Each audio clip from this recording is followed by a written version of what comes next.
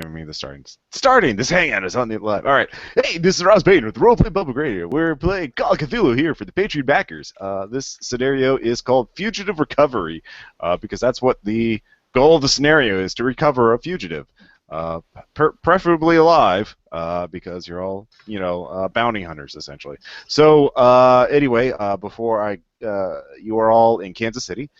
In the modern day, so you have cell phones and everything, and you have been tasked with capturing two fugitives, a married couple, Daniel and Eliza Wright, who were originally arrested for possession of stolen goods, but after the first bounty hunter cornered them, Eliza shot and killed him. They were believed to have killed a police officer in yet another shootout. They've been on the run for 4 years, but intel has put them near Kansas City. You have multiple leads, and we will get into that. But first, you are all bounty hunters for the Regent Bail Enforcement Service, private bounty hunters. And so you can either, I'll let everyone introduce their character, and you can decide if you just worked in Kansas City or if you drove or flew in from some other part of the country. So. Yeah. Anyways, let's start with, from my left of the little thing on the bottom of the screen, Adam. Hello, I'm Adam, and I am playing Sammy Cockerham. I am a former Army military police officer from West Virginia. After messing around in college for too many years, I graduated, I had to settle for a university studies degree. Job market wasn't so great, so Sammy took the ASVAB, scored high, and entered the Army and served as an MP for 8 years. Now that he's retired, he does bounty hunter work on the side and also restores classic cars. Nice. Let's see, next up we have Chris. Hey, this is Chris. I am playing Old Man Perry, a retired beat cop from Kansas City who is using occasional bounties that come through the KC area to subsidize his pension that was gutted by the Tea Party. Nice. All right. I feel immersed. And then next up we have player. Formerly was going to be Micah playing this character, who designed this character, but we have Scribblikins, or what is your real name? Or I don't know, what name do you want us to call you? Well, I prefer to be private in my name, but I can say that I am from Norway. Norway, okay. So give us, Scribbly, give us a, who are you playing? And please read his name. Theo Austin is a Christian strongman from rural Kentucky. His father was a traveling preacher who installed into Seal only two things: an abiding love for the Lord and the name that guarantee he would either be a badass or a total pushover. Now Seal travels to the South and uses his bounty hunting to find his real passion, spreading the message of Jesus Christ by breaking things with his face. I will say, I've heard worse Southern accents. Yeah, it's an amazing accent. So, and finally Noah. I'm Noah, and I am playing Quincy Mold, a former police patrolman from Norfolk, Virginia, and that's about all I have. So. Okay. That's fine. So this scenario is designed to be sort of an open-end investigation. You have two fugitives that are in or near Kansas City, and you have to, capture them. Killing them is, you will each get a substantial financial bonus if you can capture them. If they wind up dead, you will get paid your base amount, and your medical bills will be paid for. But that's you want to bring them in alive. Right. So you're in the KC office of Regent Bail Enforcement, which is a dingy and dirty little office in a strip mall.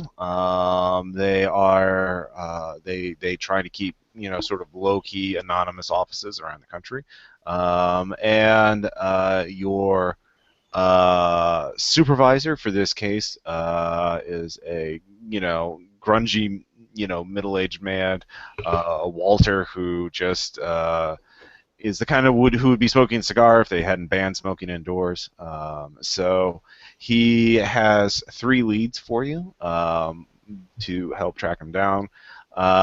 So the leads are a phone call between Daniel Wright and Tickles, what is the street name of a local police informant. Of course, that's sort of confidential, but there are ties between Regent and the KC police. Computer analysis has proven that it is Daniel's voice conclusively, but the Kansas City police have not yet made Tickles available for interview, so that's all you have. So it's kind of odd. So you need to make contact with the KC police. Then there are 2 known associates of Eliza, her brother Stephen Hurst and Dr. Oscar Mendez, have recently traveled to Kansas City. Their current whereabouts are unknown, but they have been, I'll say by recently, I mean within the last week.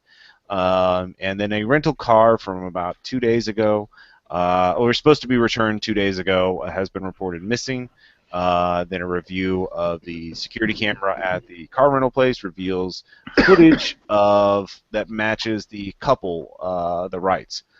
Clerk then, who was interviewed by local police, and then recognized them from photos. So they, aside from this is, there's numerous fugitives all across the country, and there's not like there's news stories like, oh my God, the Wrights are on the loose. But they are kind of a big deal because they've been on the run a long time, and they've just have acted. Every time they've been cornered, they've responded with just intense violence. Aside from killing the first bounty hunter that everyone knows was them, was Eliza. There's very, very, very strong evidence. There is some possibility they have killed a cop in a shootout, but no one is. That's more circumstantial, but they have threatened other bounty hunters, and so you don't have the full case file. Your supervisor, Walt, trusts your instincts for finding them, and certainly if you can think of any other leads, but that's all you have on hand right now. You don't get like a detailed case file or dossier on these people. You usually don't. A purpose. A fugitive is a fugitive. You don't need to know their life story to catch them. And so you guys can talk amongst yourselves, or figure out, or ask me questions, or ask Walter questions, or tell me what you want to do. So I'll just again go from left to right. So Adam, what do you guys want to do? Well, Quick do question. we know what the phone call to Tickles was all about? It is the Walter does say. Well, the detective I got the tip on.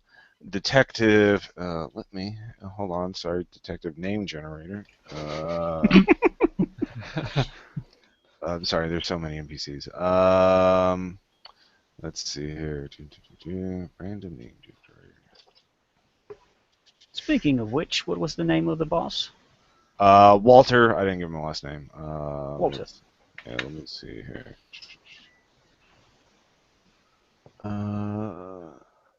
Here we go. Walter Lawson. And then the detective in KC is Alan Daniels. So Detective Daniels said that did reveal over the phone that to Walter that the call between Daniel and Tickles was about buying weapons, firearms. Daniel was trying to get some heat. But that's it. They haven't made Tickles available for interview to find out, who he was trying to buy weapons from. You don't know who Tickles is or what his role on the street is, other than him being a police informant, and certainly you don't know anything about him.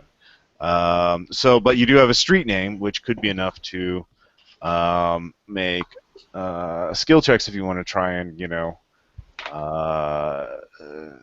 I would say, because this is Cthulhu and not Night's Black Agents, you can say you can know a contact in the area if you make a skill roll in the appropriate area. For example, if you had Let's say locksmith. You could know someone who is a burglar or a fence. Or if you had, let's see here, credit rating, you could know a con artist. So you could, but everything takes time. So if you want to try and find a content trying tickles on your own, you could do that. Or you could go try and contact Detective Daniels. We'd roleplay that. So, anyways, anybody, next person, question? I was curious if we could use library use to research a little bit more into the Wrights. Yes, you sure can. There are multiple avenues for library use. Do you want to find out what their original charges are, or do you want to find out what they've done on the run, or do you want to look into their associates? I think I want to look into their associates. Okay, that will be a library use check. And let's see here, Scribbly, we use Dice Stream. Are you familiar with that? It's an app on the side. Let's see, Dice Stream. It should be on the left. There we go. Yeah. I haven't tried it before. Well, yeah, it's pretty simple. Just hit a plus to to add a percentile die, then click roll, and it'll give you a number. This is basically on the honor system, because, I mean, you know, if you start making impaling all your rolls, impaling a roll is, by the way, a fifth under your total max skill. I am well aware. I've both played and run Call of Cthulhu games. Okay, well, I just wanted to make sure. But if you keep impaling all your rolls, I'll get a little suspicious and probably throw a shoggoth at you. But that's fine and entirely appropriate. Yeah. So Adam's researching their known associates. Yeah. So he's on the computer doing that. Let's see here. Chris. Or does anybody else know what they want to do yet? Yeah, I was going to try to use my firearms. Okay. Try to use that to. Find a gun dealer. See if I know a gun dealer from when I was on the beat that might know who Tickles is. Okay, very good. So you're doing that, Scribbly or Cecil, the strong man. Do you know what you want to do yet? Let's see, not yet. Okay. What are you thinking about that, Noah? What about you? I figure I will go talk to the rental car place. Okay. You can drive out, interview the clerk there. Because that's all you have. You don't even have like the VIN or the plate number for the car. So if you wanted to try and find it, that would be a good place to start. So, Adam. I have got a 65 on my library use, which my ability's 50, so I got it. So you failed? Yeah, I failed. Okay. You do get some information. You will get the core clues. You do know Oscar Mendez is a professor of classical history with a specialization in ancient, the occult. That's about like he did a dissertation. Like you just Google his name, you find he wrote a dissertation or an academic paper. You're not really sure what. You failed your use, so you can't really figure out the context. But he wrote something about like cults and stuff like that. So mystery cults, whatever those are. You're not 100% sure. The brother, Mr. I think Stephen Hurst, is also a wanted fugitive. For let's see here, armed robbery. Actually, he's believed to have knocked over several liquor stores over the last 2 years, in different states. He seems. So that's what you find out. He is not clearly. I mean that would be a bonus to bring him in. You're not sure how he's able to travel. Unless he was. So that's interesting. Yeah, how is he able to travel if he's a wanted fugitive? Well, then again, you were like, oh yeah, you're part of the law enforcement bureaucracy. No, you can see how someone could slip through the holes. There's very easy to do. But there is a risk. So he's obviously taking a lot of risk to travel here. Because both Dr. Mendez and Stephen flew to Kansas City. So that's what you get from that. Okay. So Scribbly, you figured out what you want to do yet? Well, once Sammy tells me that Wright was a professor in the occult, I'll just, all right, I know a little bit about that. So I'll roll my occult. Okay. So you can try and figure out what what his specialization was. All right. Chris. Yeah, quick question before I make that roll. Do we know, you mentioned earlier that they were, part of the bounty was that they were listed for stolen goods. Do we know what they stole? Nope. That would be a library use check to dig up the original case file. Well, I will not make that roll, so I will make my firearms roll instead. Okay. Let's see what we got here. I mean, you could ask an NPC to do it for you, too. Basically, again, I'm trying to do the gumshoe. You get the clues. Just how you get them and what kind of a bonus you get. So instead of like spending points, you just roll the dice to see if the dice will give you bonuses. Okay. So anyway. Gotcha. What'd you get? I got a 14 on my firearms rolls, which is a 70 for. So I think that's an impale. Yeah. Yeah, should be. Yep. All right. So yeah, actually, the firearms dealer. For Casey, I should actually look at my notes. I think I named this guy. Let me see if I named him. Must be important. He has a name. I know, right? Let's see here.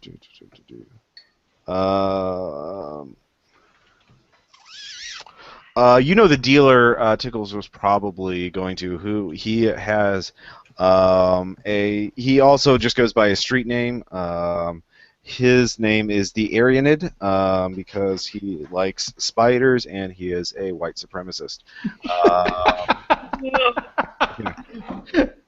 So we're going with that. Okay. He is a reprehensible human being, but he is the man to go in KC to get guns. He obviously sells a lot to bikers and meth dealers. But he is, even though he's a white supremacist, he will sell to other criminal organizations and gangsters. As long as their money is green, he will sell them. So Tickles probably, if Tickles agreed to help Daniel, he probably sent them to Aryanid. Because he is one of the few gun dealers who will take on strangers. He will take on, like most if you're trying to sell hot guns, you kind of want to make sure the person you're selling to isn't a cop. And so there's that. So you know where Aryanid is, where his common places are, so you can find him pretty easily. Okay. He spends time at a biker bar or at his home, which is a rundown, very decrepit ranch house in a sort of a nearly feral suburb. Kind of one of those suburbs that have rotted out from the inside out. So it depends. Like right now, he would be at the bar, where he'd be surrounded by his friends. Obviously, a little more dangerous. You could wait till he goes home, but that would take more time. Or you could call him up. You could get a number off of him too. So you have that information. Scribbly. Let's see. What were you doing? I was checking on the occult professor. Okay. And what'd you get? Was that Mendez or Wright? Mendez. The Wrights are the married couple. You're not sure what their relationship is. Well, I didn't impale, but I did get an 08 under 30. Okay, that succeeds enough. You actually find out what the relationship between the Wrights and Dr. Mendez are. The Wrights, Daniel and Eliza, used to be antique dealers, specializing in very antique, like antiquities, really. And Dr. Mendez was someone that they used to determine the provenance of certain artifacts to make sure that they weren't counterfeit and that kind of thing. And so that they tended to sell occult artifacts, things that were like mystery cults of the ancient world, masks and ceremonial items and that kind of thing. That was something that they were known for. Dr.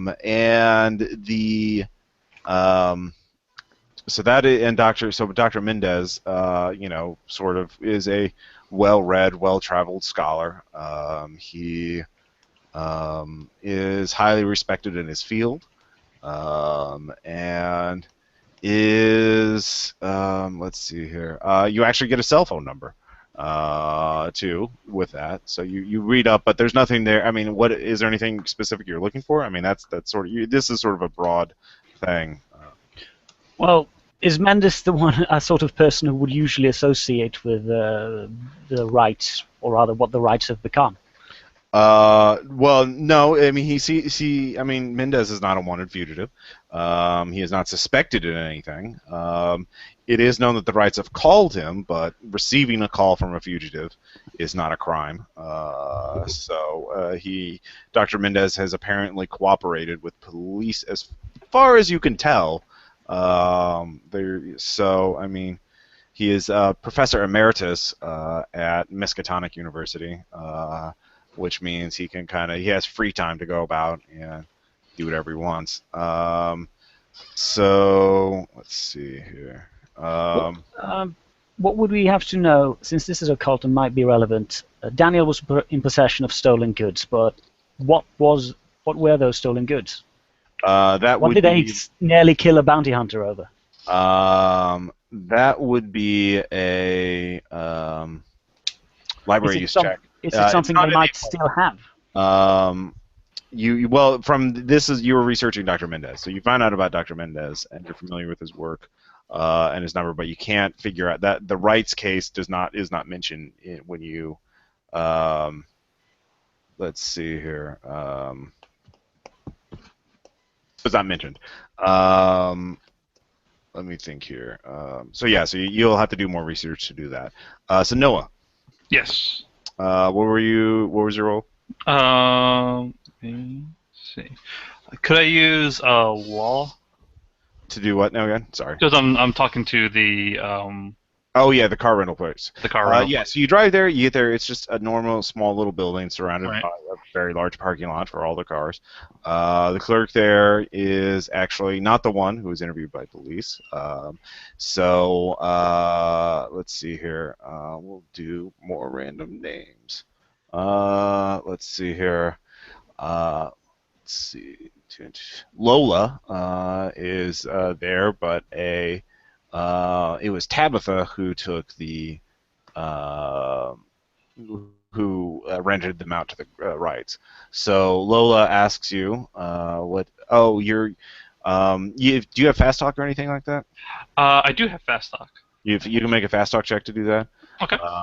Just like, no, I'm an official bounty hunter. Here's a badge. It's not really a legal badge. Yeah. I get a 37 out of 65 on my fast talk. Okay. So she gives you the VIN and the plate numbers of the car.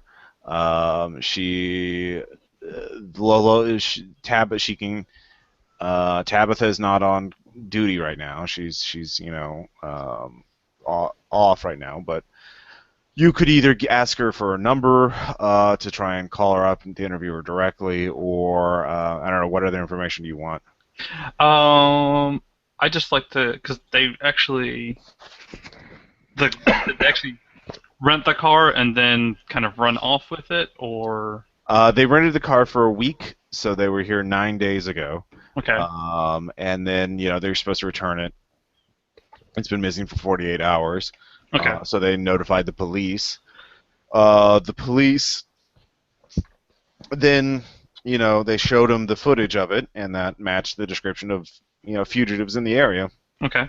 So that's what got the notice. So the car has been missing for 2 days, and the car rental place kind of reports that because they have no idea where it is. Can I get to see the footage? Because I want to see if they have if they're visibly carrying anything with them. Okay. Yeah, that'll take some time, but she can mess with the camera and pull up that date. Okay. So that will be a spot hidden check. Spot hidden. Where's my spot hidden?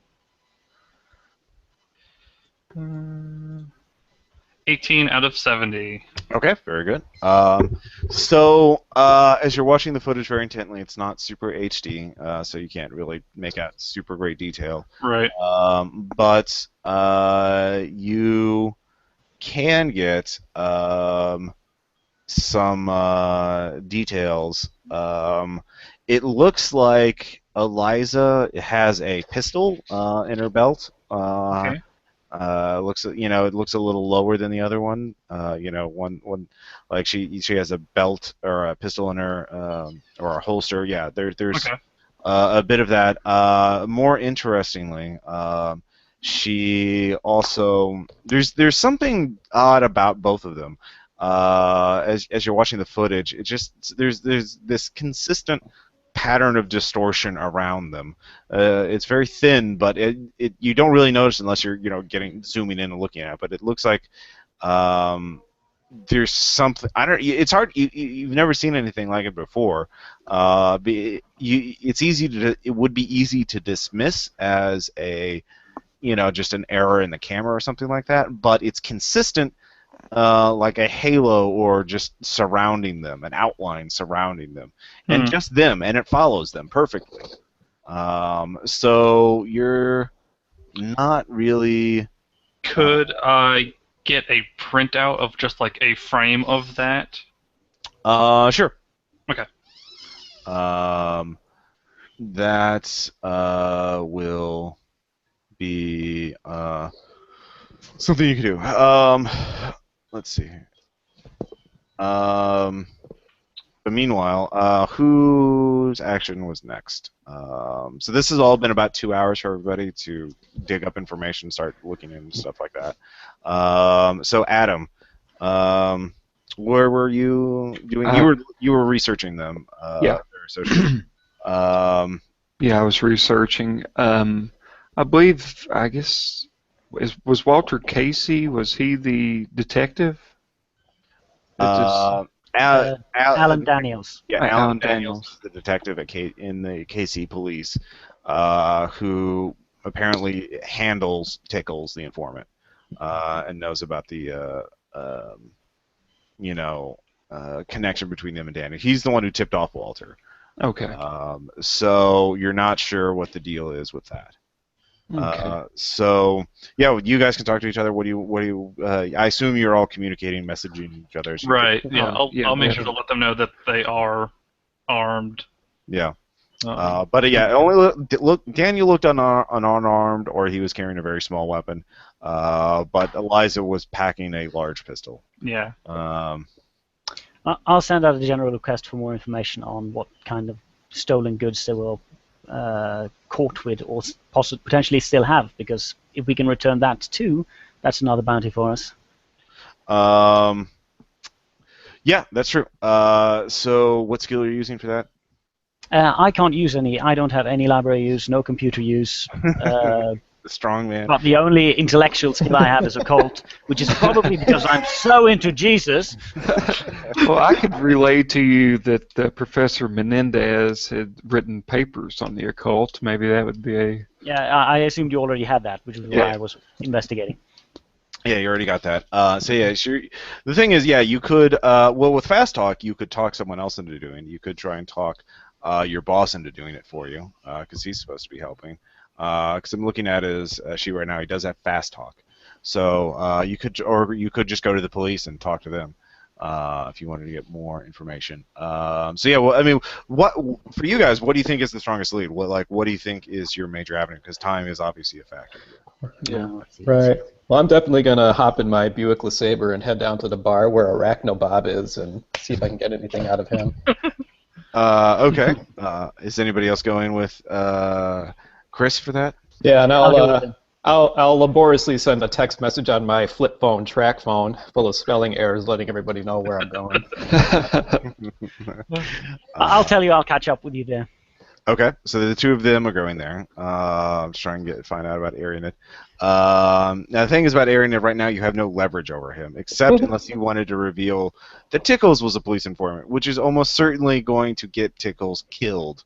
But that could, so Well, maybe. my play was going to be go in there, have a chat with him, and just ask him if he's had anybody, looking for any unique items, anybody that might benefit me. Just trying to make ends meet, and as I still have guys in the force, I could, tell them to lay low off you for a little bit. Okay. All right. Yeah. So the two of you go there. Noah and Adam, what about you guys? Okay. I believe I'm going to try to look up Detective Daniels. Okay, so you're going to try and reach out to him. Yeah. All right, Noah, what about you? You said it was Tabitha, the one that was actually there when they... Yes. I want to go talk to her, if I could. Okay. You give her a call. She sighs, but says she's eating lunch. You could meet her at a local cafe Okay. and talk to her. Meanwhile, at the Sturgis-esque biker bar that is the Arianid's lair. The two of you walk in. There are. It's not too late, so there's only half a dozen or so surly-looking thugs and biker types. Loitering about. Arianid is in the back booth, talking to a Weasley-looking. Scrawny looking guy who looks like he's been tweaking on meth for several days. Both of you can give me spot hidden checks. Okay. Will do.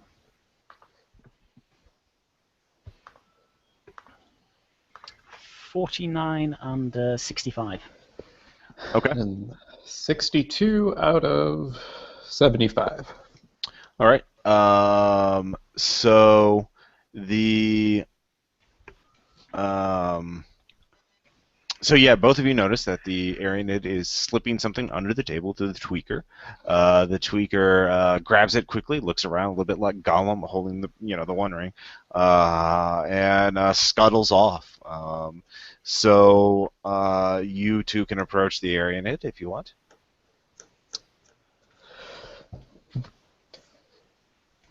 Well, I can approach Arianid. Yeah.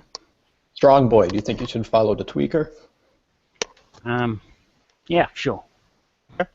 All right. Cecil, let's take a look. Do you have sneak? Sneak. Yes, you can give me a sneak check if you want to follow the tweaker. And barely missing impaled there. 10 out of 45. Okay, so the tweaker is quite paranoid, so this will be an opposed roll. Let's see here. So you leave the bar after a while, to not make it too obvious, but you see him, but he is quite paranoid. He rolled a 9, and he made his roll. So he in Call of Cthulhu, I think it's the lower. It's usually margin of success versus the entire skill, which is kind of complicated. So I'm just gonna say. He does notice that you're following him, so he starts running. But the other bikers, the other people, do not notice you tailing him. So if you want to catch the tweaker, this will be a chasing. If Cecil wants to roll out for action, he can, or let him go. I'm chasing. Of course, because he's Bounty a hunter instincts. He needs the word of the Lord. Meanwhile, Chris, you sit down across from Arianid. Arianid looks, what the hell you want? Hey, Bob, long time no see. How's it going? He has, of course, a spider web tattooed across his neck, and spiders on his cheeks. Business is business. Been kind of hard lately, though. And certainly ain't getting any easier with bottom scum suckers like you hanging about. I ain't wanted for anything. I'm clean. Do you see me? I'm not with the force anymore. Do you see me with a badge or anything? I heard you went private. You're one of them fucking bounty hunter assholes. You think you're a dog or some shit? Well, I gotta feed my dog. He has expensive chow. You know how that is. Yeah. What do you want? Look, you said business has been bad. Any boys at the force giving you a hard time lately? Well, we have been. It's funny you mention that. We have been a problem. A lot of people have been caught, put up on charges. The only way that we figure that the DA is getting any dirt on us is that there's a snitch somewhere. Someone spreading secrets that they shouldn't be to the police. You wouldn't know anything about that, would you? No, I don't. I never dealt with snitches. You know that, man. All right. So what do you? Well, I'm just saying. You asked me how business is. I'm just saying. My house isn't right because of that. So why don't you, if you want anything from me, you're gonna have to help me. And the name would be helping you? Yeah, no, that would be great. That'd be great. Yeah. Uh, Well, anyways, you can think about how you're. yeah, I'll gonna think about that. Yeah. So Scribbly, give me. Let's take a look here. You have two choices. You're running through a bad neighborhood. You could use a Dex ×5 to just dodge around people and obstacles, or you could use Strength ×5 to just bulldoze your way through things. Of course, you will take a point of damage if you bulldoze your way through things. As you use your body as a battering ram to, knock homeless people to the ground, run through low-lying. Could I use martial arts to avoid hurting myself? I will say that Get out of my way. yeah. You could make a martial arts check at half to get the best of both worlds. So Sure, I'll do that. All right.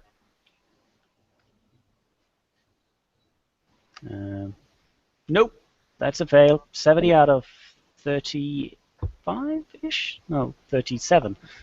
All right, so you have two choices. One, you could just oh shit, stop before you face plant on before you you catch yourself and you don't face plant on the ground. Or two, you could eat the face plant and just pick yourself up really quickly and chase after him. So basically, taking some minor damage to keep the chase going. I'll take some minor damage. All right, good man. Let's take a look. So you take only 1 point of damage. Let's see here. So you pick yourself up. Your nose is you're spitting blood out. And you keep chasing. You're narrowing them down. So you need to give me one more roll. Again, agility, strength, or are you going to try and do some Kirk roll? William Shatner shoulder rolls with the martial arts. Well, I'm a sucker for punishment, so I'll try the martial arts again. All right. Even worse! All right. I've been watching too many bad movies. Yeah, clearly. So the same choices before: face plant or avoid taking damage, but lose them.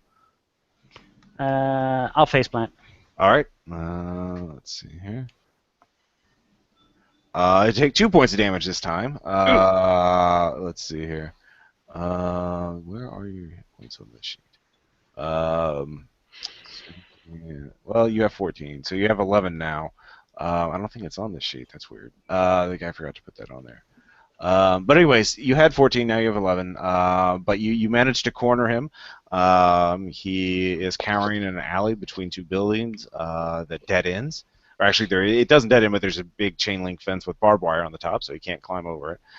So the tree guard's sort of cringing at you, clutching a small brown paper bag with something in it. He is looking at you. What are you going to do? I'm going to wipe the blood off my face and say to him, good sir. Oh, I need to get into the accent. Soundboard, please. Oh, shoot. Well, I don't know. What are you wanting to say? I'm going to ask him if he said the good word.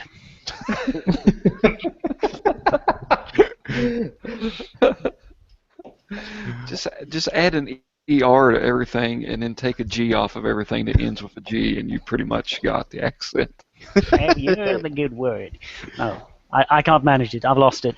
No, it's fine. It works. I kind of like the idea that he's from Kentucky, but he so eloquently.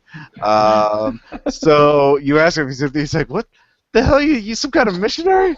Why you run him down like that?" I spread God's love, yes. Now, what do you got there? It's nothing. It's mine. It's nothing. Are you a cop? You have to tell me if you're a cop. Oh boy, I would tell you if I were a cop, but if it's nothing, why are you hiding it? Because it's mine, and you're a fucking crazy asshole. Running me down like that, I mean, are you high? You keep tripping, like literally, you trip twice. The Lord's way are mysterious. Now, please, show me what you got there, and you won't be hurt. All right. You can give me a fast talk. Yeah, fast talk would work. 52 under 60. All right. He reluctantly, shows you. It is actually a bundle of Sudafed and some other ingredient, like small pouches of chemicals and cold medication. You can give me a knowledge roll at 80. You have it at 80%. I'll do that. 72 under 80. These are obviously ingredients for meth, low quality meth, but obviously some people can't. He is obviously some local meth lab must be low on certain ingredients, and so he is ferrying them from one place to another, so they can keep up manufacture. So, or maybe he's making them for personal use. You're not sure, but yeah, meth ingredients in of themselves not illegal, but you could make a case for drug paraphernalia. He clearly does not have a weapon, otherwise he would have already been threatening you with it. But he is cornered and scared, so you can figure out what you want to do with him. Let's see here. Back to Chris, have you figured out what you want to do with Arianid? Yeah, okay. Just want to say to him, Bob, I came down here with good intentions in mind, and I didn't have to because of all the shit that you and your Tea Party friends did to my pension. I would never hunt to step back into a shithole like this and talk to scumbags like you. So I came here to get a little compensation for that, a little help from, But I see that you are just full of shit like you always were, so I am just going to take my fireball and leave right now. And I just get up and leave. Okay. He's just like, okay. I'm a National Socialist. Don't associate me with the Tea Party. I have an ethos. Those guys are just nihilists. Anyway, so the Arianid is kind of confused, but as you take your drink and leave. Meanwhile, let's see here. Adam, you get a hold of Detective Daniels, Okay. and he's like, Detective Daniels, Casey PD. What is? You are a. I assume you already introduced himself. Yes. Yes, I have. So yes, the interview. We are still in the process of our confidential informant is involved in a number of investigations. It's very, very important cases. We cannot release him for interviews at this time, and obviously it's an ongoing investigation. We cannot release details outside of the department. Blah blah blah blah blah. So you hear all this. This is obviously he is. You don't even have to make a roll for this. He is obviously covering his ass over something. Okay. You're not sure what, but something is not right in the house of the PD. Okay. Can I roll wall against that to Yes. point out the loophole? Awesome. All right. Shit, missed it by 2. Okay. Well, you even though you miss it, you do realize some possible reasons. Perhaps they don't know where Tickles is. Confidential informants are, criminals. They're kind of unreliable by nature, so they might not know where he is, or he might have been jammed up on something else. Maybe the feds got a hold of him. That's another thing. Maybe the feds are playing tug of war. Maybe they're trying to take over some case that he is involved in. And the KC are trying to protect him because they want the case, to boost their own stats. Okay. Or perhaps Tickles is trying to negotiate with them, trying to renegotiate. Perhaps he is trying to get a better deal for himself. Or the cops. They're not confident. Normally if they had a confidential, a snitch with this kind of information, they'd be parading them around to other agencies, be like, look how great we are. But obviously something's wrong. So that's what you figure out with your law check. So For Daniels, you could either try and offer to help him with something, or try to threaten him, like, if we lose this guy, these people will blame you. Yeah. Or you could fish for more information. I think I'm just going to fish for more information and kind of sweeten the deal by mentioning that the God, what's the name of the family? God. The ones you're looking for? Yeah, the Hurst, I guess. The Wrights. Her The brother Wrights. is Hurst. Okay. Maybe. That we know that they are armed and dangerous at this moment too. From Yeah, that's very good. You have more information. So you can give me persuade. You can give me fast talk. You can give me login. Okay, I think law would be my best one here. So Sure. Let's try. As you phrase it in bureaucratic-ese. And I apparently am not phrasing it too well. Something's lost in translation. I failed it. Well, you fail it. He says, perhaps you should turn this over to the FBI. Maybe they let the professionals handle it instead of you, you guys are good for rousting drunks out of their home. But let the real detective work there. So you actually get that does give you a lead. He mentions the FBI by name, and so it sounds like the FBI has some interest in this case.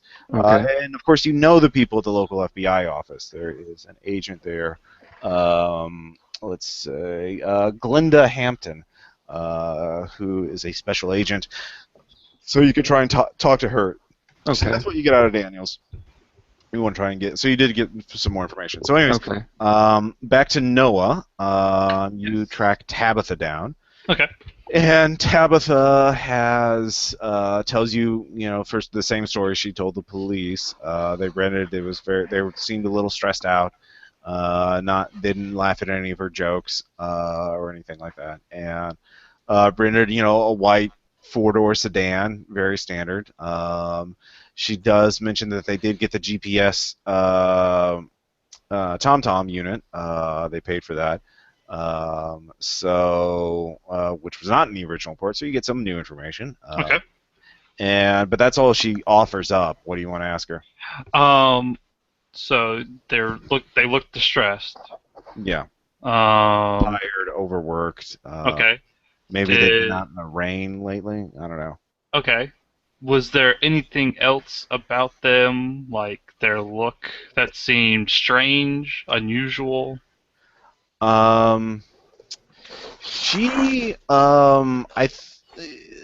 both look like they're insomniacs, like they hadn't gotten much sleep, Daniel looked like, the husband, he looked kind of like he had, that 1,000-yard stare that you see some people get, Right. He saw something horrible. I don't know. It was, Okay. Were they carrying anything with them? Any sort of like luggage, duffel bags, anything like that? They didn't bring anything inside the.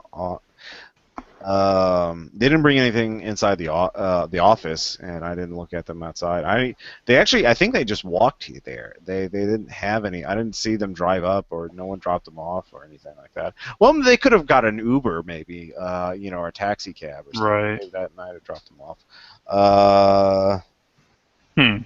Okay.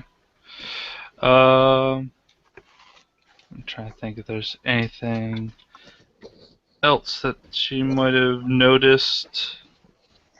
Do you know if they mentioned like meeting anybody in town, anything like that? No, they were very quiet. They only answered specific questions. They paid in cash, all of it up front. Okay. Kind of dirty bills too. Kind of rumpled and stuff. Okay. So, yeah. Aside from asking for the GPS unit, that was about it. Okay. Now, would we be able to track that GPS if we got it to like the police or anything like that? Oh yeah, well we have those. We log all those, so we have the serial numbers. I'm sure you could contact the manufacturer. Okay. The TomTom company could probably send it to you. Okay. So hey, a new lead. All right. I will pay for her lunch and then give the GPS people a call. Okay. So let's hear. Chris, what are you going? So you were leaving the bar now? Yep, was leaving the bar. Do I see a motorcycle with any spider patterns over it? Anything that would... Oh, of course you do. Yay! Spider patch saddlebags. Like there's all these very fancy saddlebags with spiders sewn onto them. So Is there anybody outside the bar? there's a couple people talking and smoking nearby. They're not really paying attention to you. Oh, okay. So if you wanted to mess with the bike, a sneak check would easily give you the cover or a distraction. Let's see. Yeah. Now, just for clarification, did Arian say that someone on the force was giving him a hard time, or that one of his own guys was? No, what he said was that they know that there's a snitch among them. Oh, snitch among them. Okay. Yeah, so they know that there's an informant working them because a lot of them are getting arrested on shit that they shouldn't have been arrested on unless somebody snitched. So they're trying to find out who the snitch is. Okay, I gotcha. Well, what I'm going to do is I'm going to get in my Buick LeSabre. I'm going to very slowly but very deliberately back into his motorcycle and knock it over. Okay. And then I'm going to drive off. And while I'm doing that, I'm going to dial up my old beat partner on the beat. Okay. What's his name? We'll call him Joe Johnson.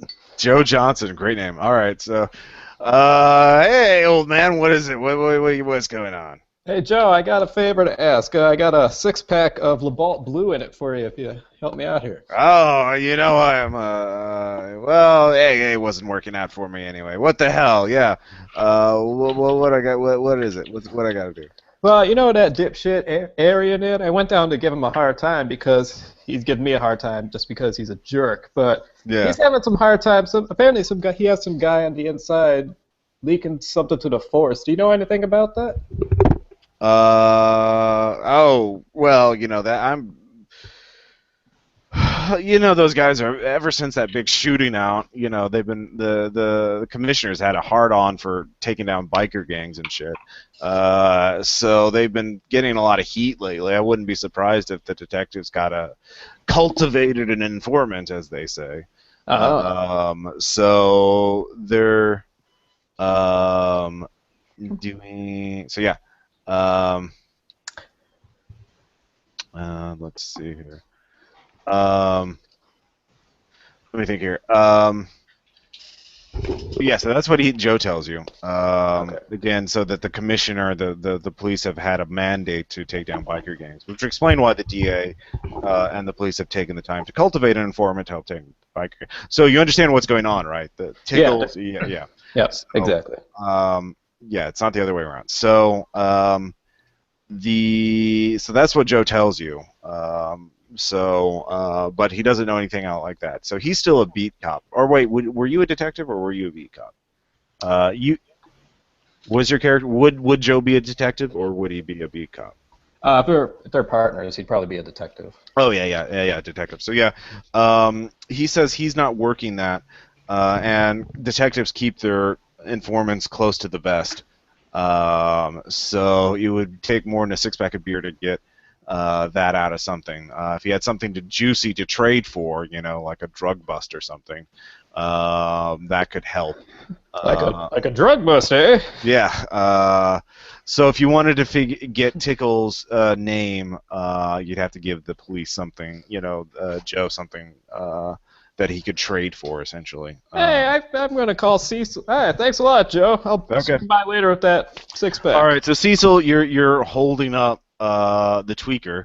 I'll say his name is, his street names is, let's see here, Feely. He's kind of a creep, and he likes touching people. So no, his name is the Toucher. So there's Tickles and the Toucher. So all these tweakers just have terrible names. So Toucher is, kind of cringing. You've kind of cornered him in an alley when you get a call from Chris's character.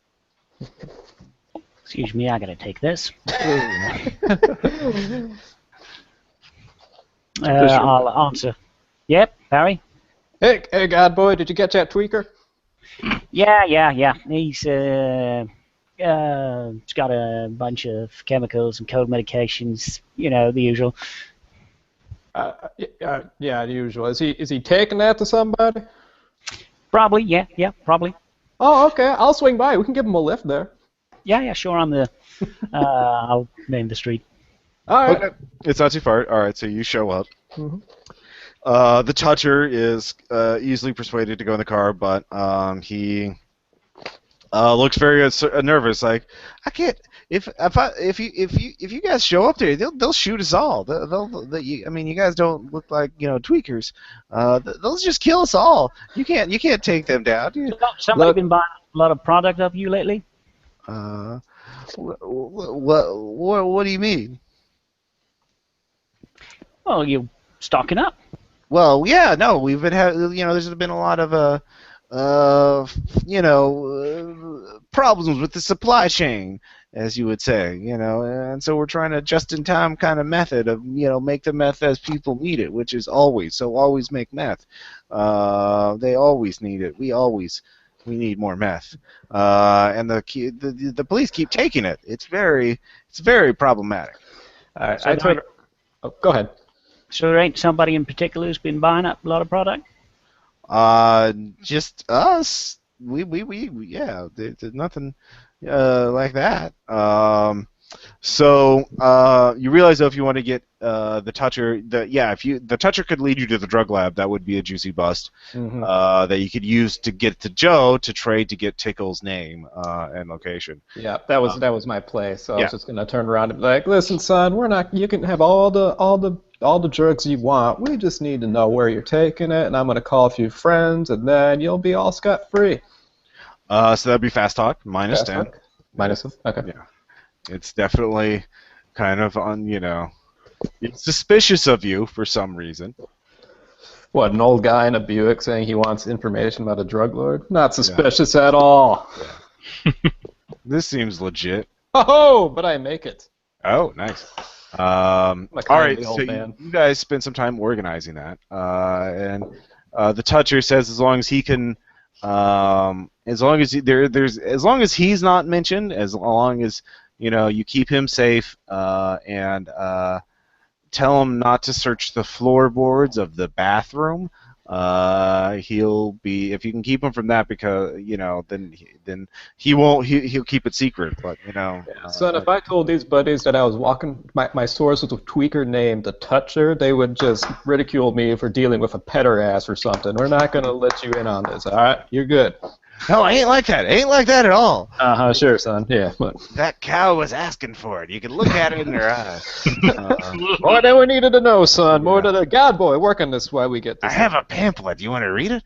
I got a pamphlet. You want to read it?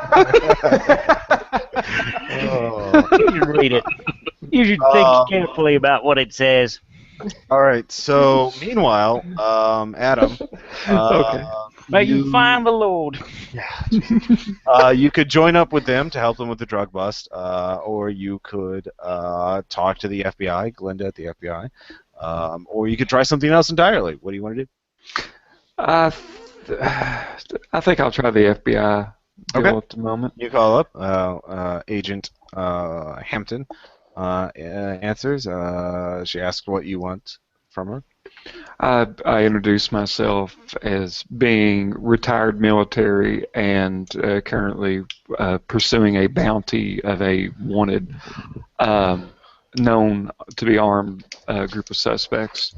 I assume you name them? Yeah. The Wrights. Oh, yes. I saw that bulletin. Yeah, from what I understand, the local police have the details on this, but they're not sharing. There's been a kind of a spat over who gets jurisdiction over this biker gang and the Renegades, I think they're called. They want the bust, we want the bust. And so no one's really cooperating, and it's kind of a so they're withholding information, giving us little little dribbles of it to make us want to see jurisdiction, so we get information on this other case, like this fugitive bust. It's horse trading, which is kind of detrimental to the whole point of law enforcement. But everyone has stats that they need to get to justify their pay raises and promotions. Well, I would certainly be more than willing to help boost your stats, and I'm offering to work with you on this. Well, I think you get paid either way as long as those people get captured, right? So you give me the bust of these fugitives. I'd be happy to help. Look, so I can tell you this, though. I did look up their footage. I do have their case file. I can give that to you. I can't. I mean, obviously, I don't have access to the informant. Otherwise, I would be looking them up myself. Actually, there's something else that popped up. I ran their names to their known associates. One is a wanted fugitive as well, and for some reason, he was able to get on a plane using his ex-wife's debit card and claiming to be her brother. Okay. So Stephen Hurst has an ex-wife, and he has been using her financial information to, move about, and her family's financial information to move about. So for some reason, let's see here. There is a his Stephen Hurst's ex-wife's name was Courtney Moody. Now, she reverted back to her maiden name. But Courtney has a debit card, which apparently, or a credit, debit card, which just started getting used in Kansas City several times, including at a military surplus store. And she gives you the address. I haven't had time to track it down. You do my legwork, find out what they bought, find out anything you can, and report back to me. And we can maybe both get what we want. Sounds great. Would you? One last thing. Would you happen to know of anything about Professor Mendez? My information tells me that he's involved, and he's a known associate. He traveled to KC by plane. Since then, he stayed off the grid. He hasn't checked into any hotels. He hasn't spent any money. Well, I mean, any credit cards or anything. He did withdraw several $1,000s from the bank before he left. So he's probably using that. Other than that, I don't know. I mean, he's an academic type. Yeah,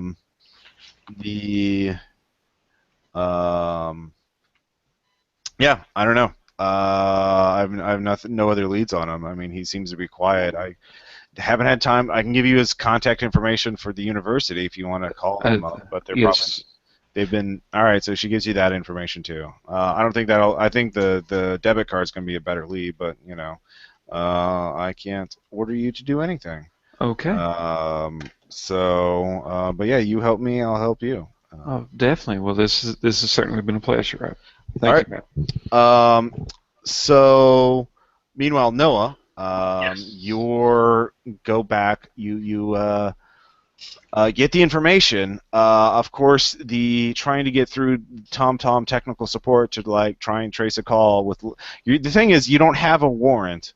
Sure. And you're not an official law enforcement agent. You're a bounty hunter, so you don't have the authority to fast track this. They don't jump up and help you.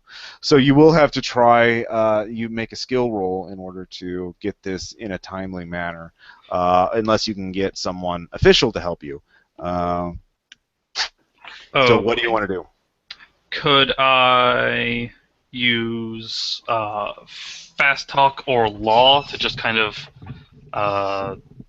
You could use either one. Technobabble. Yeah. Okay. I will try fast talk. All right. Oh no, that's 72 out of 65, so that is a fail. All right, so fast talk doesn't work. That takes you about an hour. As you're calling, you're getting nowhere, and you hang up. Right. So you realize, that you do find out that the tech support, you do get some information that it can be tracked. It can definitely be tracked, and it was recently deactivated. They do reveal that. Okay. So deactivated means it could have just run out of battery. They unplugged it, and it ran out of battery, or they smashed it, or something like that. Okay. Or it's, deactivated also to them means it could just be, not in someplace where it can't get a signal, like if it's an underground parking garage or something like that. Right. Okay. While I am, I guess, trying to get through to them, I will make sure to text everybody, what I've gotten so far and what I'm up to. So if anybody needs me, they can get a hold of me. Okay. So, meanwhile, Team Drug Raid, drug lab bust. You guys have the address of the house. You've promised the Toucher that you will leave his drugs alone. There's apparently a stash of it in the floorboards of the bathroom. It's a one-story building, barred windows, steel security door. It is clearly a drug lab. So you could just give this tip to your partner Joe, and that would work pretty well. But of course, Joe can't really act on it until after he makes the bust. So if you want to speed things along, you could, I think you guys are pretty far away, so you can give me spot hidden checks if you want to see anything unusual about the thing. So this is Chris and Cecil, the strong man. 29 under 65. All right, so you make it, Chris. You make it. Yep. All right, so you both make it. You can see that there are 2 lookouts. It is the drug house. The drug lab is at the end of a cul-de-sac, and this is kind of in a feral suburban neighborhood, where most people have moved away, and it's just really bad, and property values have plummeted. And so you could, if you wanted to, there's 2 lookouts to look for police or rival drug dealers. So that would, if you could take those out, that would certainly help with the drug raid, because that would, the place is pretty heavily locked up. So busting in will take time, and they could destroy evidence, which reduces the value of the bust. So if you could take them out without, killing them, because, dead bodies are kind of, there's a lot of paperwork involved, Well, I do have a taser. The problem is I'm an old man, and I cannot sneak very well. But well, that is a consideration. If you could lure them away, that could help. Or, yeah. What do you guys want to do? see, so I got an idea. So Yeah, sure.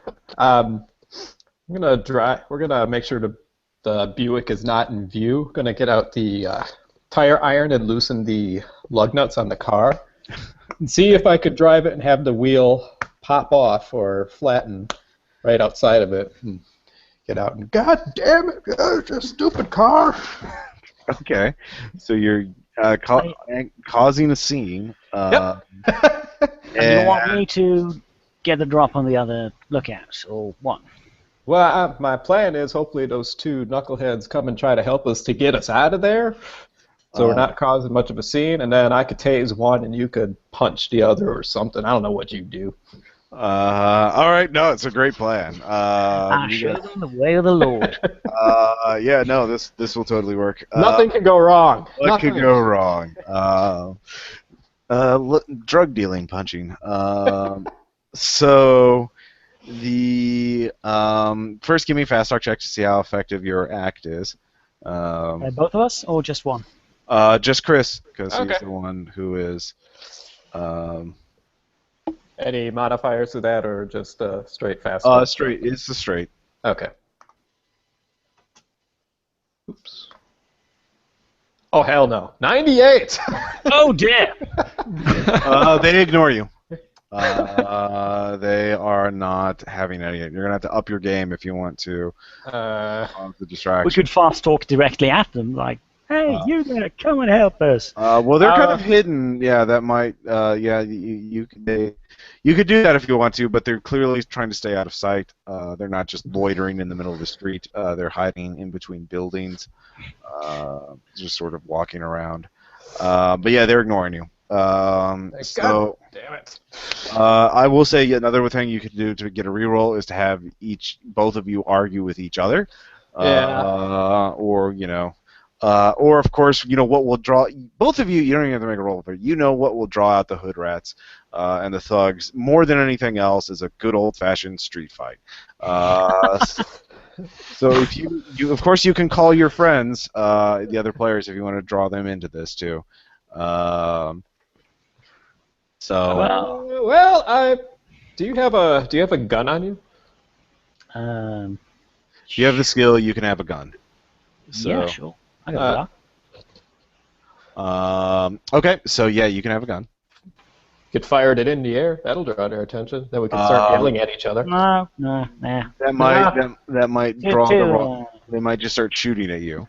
Like street fight, meaning like people being slapped and punched around. Not like actual deadly gunfights. So. Well, let's just get into a verbal altercation as loud as we can. All right. And if we have to slap each other, we can do that. I could pretend kick your ass up and down the street if you want me to. Well, we could do that too. I'll take the damage for it. God. I do have martial arts, and part of martial arts is essentially faking it. So. Yeah, no. Give me a martial arts check at full. I know Akita. Oh God. 24 under 75. All right. Yeah. No. It's very convincing. Damn. So what? Why are you beating up this old man? Like what? Let's get into that. Like why are you just running up and yelling at him and just kicking his ass? I want to understand. I'm sitting in the car with him. I'm going out and starting berating him angrily, like, "What do you see what you've done now?" Okay. All right. So. Okay, I've had enough of your shit, old man. All right, so with that, the two guards are drawing. It's like, hell yeah, kick his ass! Come on, old man. So both of them are quite entertained by the strong man beating up the old man. They would be. Yeah, so, because that's the kind of character they are. So, did either of you two call the other two characters to show up for this, or we could have called on Noah and said you could show up for this if you want to. Okay. So Noah, you can be there. You can be nearby. Okay. You can actually be waiting in ambush with a stealth check or a sneak check. Okay, I will do that. Customer support got me nowhere. Where's my check? Oh, there it is. Gonna work out some aggression. Yeah. No, I'm hiding terribly. I got a 73 out of 35. 73 out of 35. Okay. So they literally, as one of them is crossing the yard, walks next to the bush and actually bumps into you. And he looks at you as like, what the fuck are you doing there? You crouching in the bushes. Pretend to be a voyeur. All right, so you're grappling that guy. Give me a roll. You will have the drop on him because he wasn't surprising that. God damn it! What? I got a 76 out of 67. It's only the sort of cliches. So you fail. Wait, did you succeed or fail? I failed. Okay, you failed. All right. So you fail. You come up. You try and pop up and grapple him, but it looks like you're just trying to grope him. So that's how the Toucher got his name. Yeah, no, exactly. It's just one failed combat roll. So both of them are going to go into combat. So we will do this turn by turn. Adam, were you in the coming nearby? Yes, my spider sense is tingling. I feel like. All right, you'll be a block away. Actually, you'll be positioned to ambush the other guy. So you can give me a sneak check to see if you can ambush the other guy. Oh, this ought to be comical as well. Let's see. No, I actually succeeded. 32 out of 46. All right. So the other guy who's nearby another bush, apparently, it's just the yards here aren't kept very well. You pop out and you grab him in just basically a bear hug from behind. So he can't get his arms moving. So he can't draw his gun. So we'll just do combat first. The other thug, though, will immediately lash out and try and punch Noah, because that's Okay. a pretty instinctive thing to do. Like, get Yeah. the hell off of me. And he can't impale a punch, but he gets a 10, so he Okay. totally hits. So you can roll dodge to Okay. not be punched in the face. 45 out of 65. Put a lot of points into dodge, did you? My dex. Yeah. All right. Fair enough. That's the major difference I found between veteran Call of Cthulhu players and new Call of Cthulhu players. New players are like library use, investigate, skills, stuff like that. And the experienced players are like dodge, spot hidden, listen, sneak. Psychology. My listen's pretty crappy, Psychology, but my yeah. spot hit and my dodge are pretty good. Shotgun. So you dodge out of the way. So let's see here. Adam is grappling him. Chris and Scribbly. Well, first, Chris, what are you going to do? You're about 10 feet away. They were walking towards your position. Okay. So you're not in melee range with either one yet. Well, my action would be to run into melee range with the one with Noah, so that Okay. I could taser him when I get All a right, chance. so you move into position. Scribbly, what about you? I'll slam into the small of the back of the guy who turns to watch the altercation behind him now. Well, there's the one that's grappled by Adam, and then there's the one that's not grappled by Noah. Not grappled. The He's grappled turning one? to watch his comrade. I'm on him. All right. So you move into position to him. So there's basically two of you for each one. All right. So the grappled guy will try to break free. He has base grapple at 25%. So he rolls 71. He's not really good at it. Adam, you could headbutt him for damage, or you could just try and. You're not in a position. You can make another grapple check to try and get him in a chokehold, if you wanted to. Or what do you want to do? Would it be possible to kick him in the back of the knees to make him drop to the ground? Yeah, that'd be a kick check. Okay, let's see. I don't think I've ever swung a punch in a Call of Cthulhu game. Well, it's called fisting, so. Oh, God. It is called the fifth skill, so. So is that martial arts that I'm using, or is that? You should have fist. a fist attack. Down your weapon. Oh yeah, it's I guess what It would headbutt be 50% unless you put skills into it. Well, that's to punch somebody, and you're grappling him. You're holding him with both arms. Oh, You have to use a kick. kick. So I got a 25%. Let's Yes. see how this You goes. are not. You can do it. You're not a good kicker. And it shows. We'll put it that way. 63. All right, you're like, and it doesn't work. Great job. So let's see here. New round. We'll go with the guy Noah groped. He will try one more punch. And he fails again because I'm rolling terribly. Noah, you can act next. What are you going to do? I'm going to punch him. Okay. Punch him in the face. 38 out of 50. All right. He will try to dodge. He has a dodge of 20. And he rolled a 57. So you punch him in the face. I think that's a D3 plus your damage bonus. Yeah, D3 plus a D4. Yeah. Oh, you have a D4. Do you want to roll or should I? I'll go ahead and roll that. Okay. So that would be. I got a 2 and a. That'd be 3 damage. Ow! You jack him in the face. He is bloody. He has a bloody face now. Good job. Yeah. Being a fellow human being. Next up, we'll have Chris with the taser. All right. He's the guy who just got punched in the face. He'll be having a bad day. Okay, so yeah, get high off of this. Let's see. 37 out of 50. That's a We're success. the best bounty All hunter. right. He already used it. He only gets one dodge attack per round, so he doesn't get that. So you tase him. I will say he has a 10% chance of not being Let's see here. 10% chance of not. And he rolls an 80. Good job, and good job for not critically failing that attack roll because he would have tased Noah. Yes, thank you. So the other guy is going to try and break free of the grapple, and he has 25% chance, and he gets a 24. He breaks free. Much to his chagrin as he's now facing down Cecile Austin. But he's free. He steps back a little, and he remembers that he has a gun. So he is reaching for his gun. He will not get to shoot this round, but he has a gun in his hand. So, Adam, what are you gonna do? Okay, so he remembers he has a gun. Yes.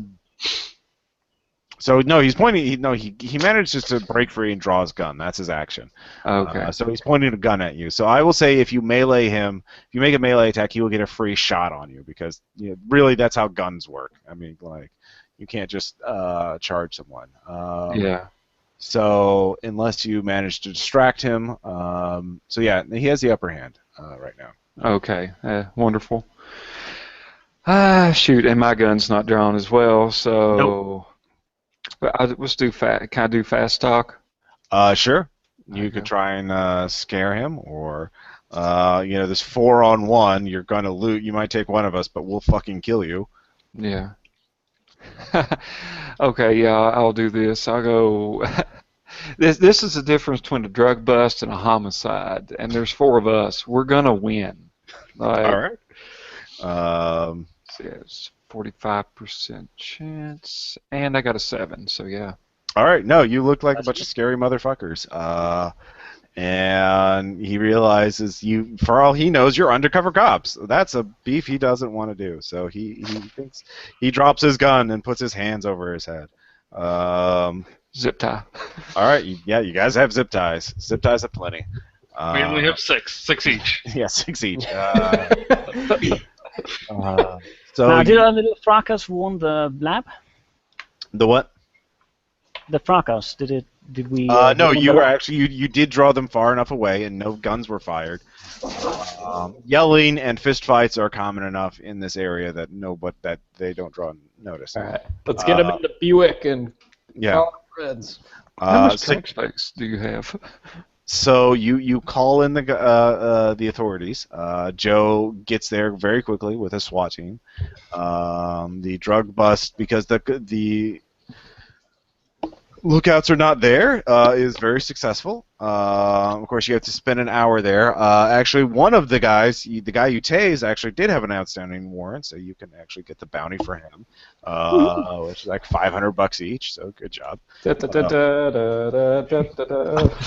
It's really like an RPG. Yes. By now it's night, like 9 o'clock. As he's wrapping up. Meanwhile, this is going on. Quincy, you still got that med kit? Yes.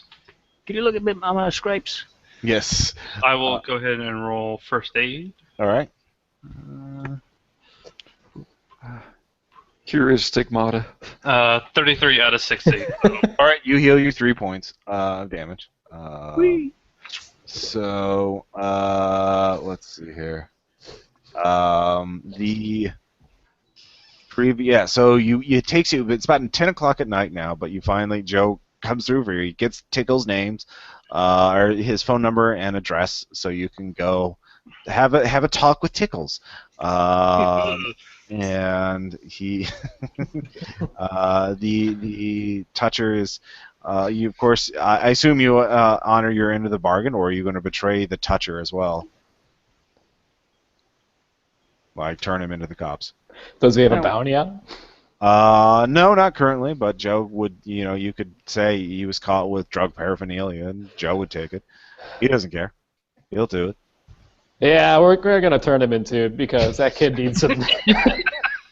Needs some time in rehab. All right, screw yeah. Consequences. What are those? I think Old Man Perry has terminal cancer or something like that, and he's just trying to go out with a blaze. He didn't die when he was a few days from retirement, and now he's got something to prove. Yeah. So so you have Tickle's name and number. So what you have you guys have multiple leads now. What do you want to pursue?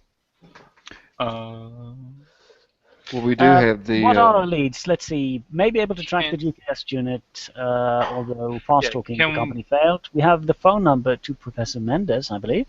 We have the Twitch's contact information, and we have Mendez's university contact information. We have Courtney Moody, which is the sister to the Hurst, or no, the ex-wife to the Hurst. Yes. Right. So there's a paper trail we can follow, and that's her debit card is being used in Kansas City, and Stephen Hurst has been able to avoid capture because he's using his ex-wife's family. He's committing identity theft, essentially. Right. We could call around to the various hotels and ask for somebody by the name of, what's his last name? Moody? Yeah. Last name Moody? We could do that. Could we expedite like the GPS information by using Joe? Yes, you could. Joe is happy to call it in. By 11 o'clock, you get an address or GPS coordinates of the last known of the vehicle, and so you can go there and check that area out. Okay. Also, can we get like less than lethal beanbags for like a shotgun? Yeah, you can have those. Okay. I'll just say you have them. You don't have to like go and get them. Okay. Do I have those for my 12 gauge Bellini M3? Yes, certainly. You have less lethal rounds. You have tasers, pepper spray, zip ties, and all the other fun toys of a bounty hunter. Okay. When they gave us the contact information for Tickles, did they give us anything else about him? No. Joe was lucky to get that. Joe Tickles is Detective Daniel's informant, and Joe basically had to sneak into his office and look at his paperwork in order to get that information. Gotcha. Daniels did not voluntarily give it up, but other detectives were willing to cover him while he looked through Daniel's shit. Basically, because he made a bust. And that's how this works, because everyone has their own ass that they're looking to protect. What lead do you guys think is the best? We could attempt to get a bit more leads. For example, try to call the phone number to Professor Mendez and attempt to trace it. We could do that. Anything that we can do phone call wise, we can probably do on the way to like one of the leads. So like the GPS information, do we actually know where that's at? It's not too far. It's about 20-minute drive from where you are. Okay. I do think we should. Somebody should stake out Tickles' place. Okay. Which one was best for that? Let's see. My sneak is 46. Cecile has it at 45. My sneak is 35, so I'm not exactly a sneaky guy. Would it be sneak necessarily? I'm just imagining some guy just staying in a car and watching from like down the block. True. That Sneak is like Metal Gear Solid, sneaking up on a dude while they're looking out. If you're that far away, you don't have to make a check at all. Right. Yeah. I was just would be for like figuring out details and watching them and picking shit out. Sneak would be for getting in close so you can eavesdrop. Whatever. I don't know. Yeah. Another issue is, do we really want to split up now that we have so many leads and one of them might potentially lead us to the target? Let me offer a suggestion real quick here. Let's get in touch. We can call her now, Courtney Moody, and try to strong-arm her into checking her online account for her debit card to see where else purchases have been made. Possibly we could narrow down an area if we can strong-arm her into relaying the information where charges are coming up. Well, you do know one area where the military surplus store, which is closed now because you spent all day with the drug lab, but you could wait until tomorrow morning to try and get in and find out.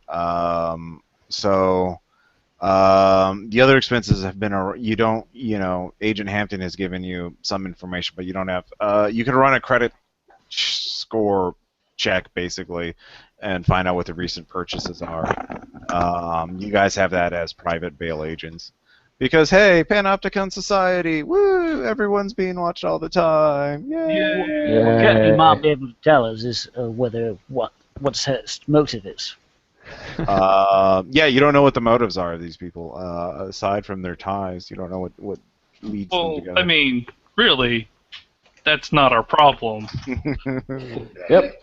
So we might be able to preempt and find where they're going. Geographically speaking, what is outside Kansas City besides barren wastelands? Wow. When you phrase it like that. I haven't offended any of your Kansas. I mean, like it's the Midwest. Like, it depends on what direction you're going. I mean, it's a major city. There's a lot around.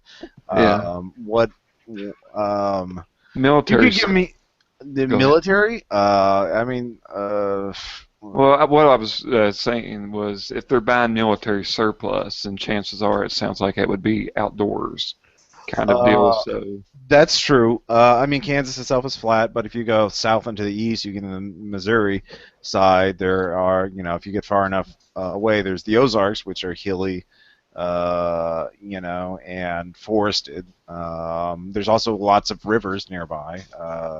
They could be going on that. You could give me a knowledge check.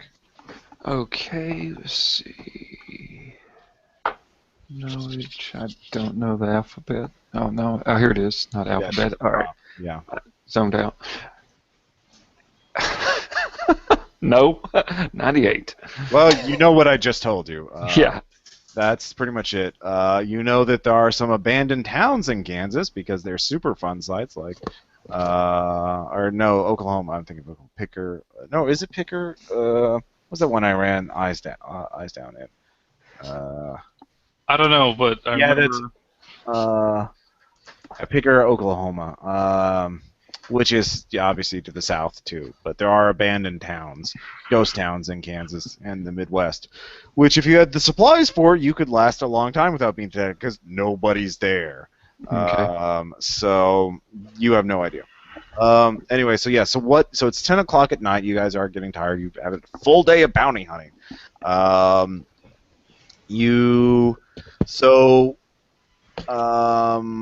You can try and get some sleep and wait until the morning, or make con times 5 checks to burn the midnight oil to do something else. What is my con?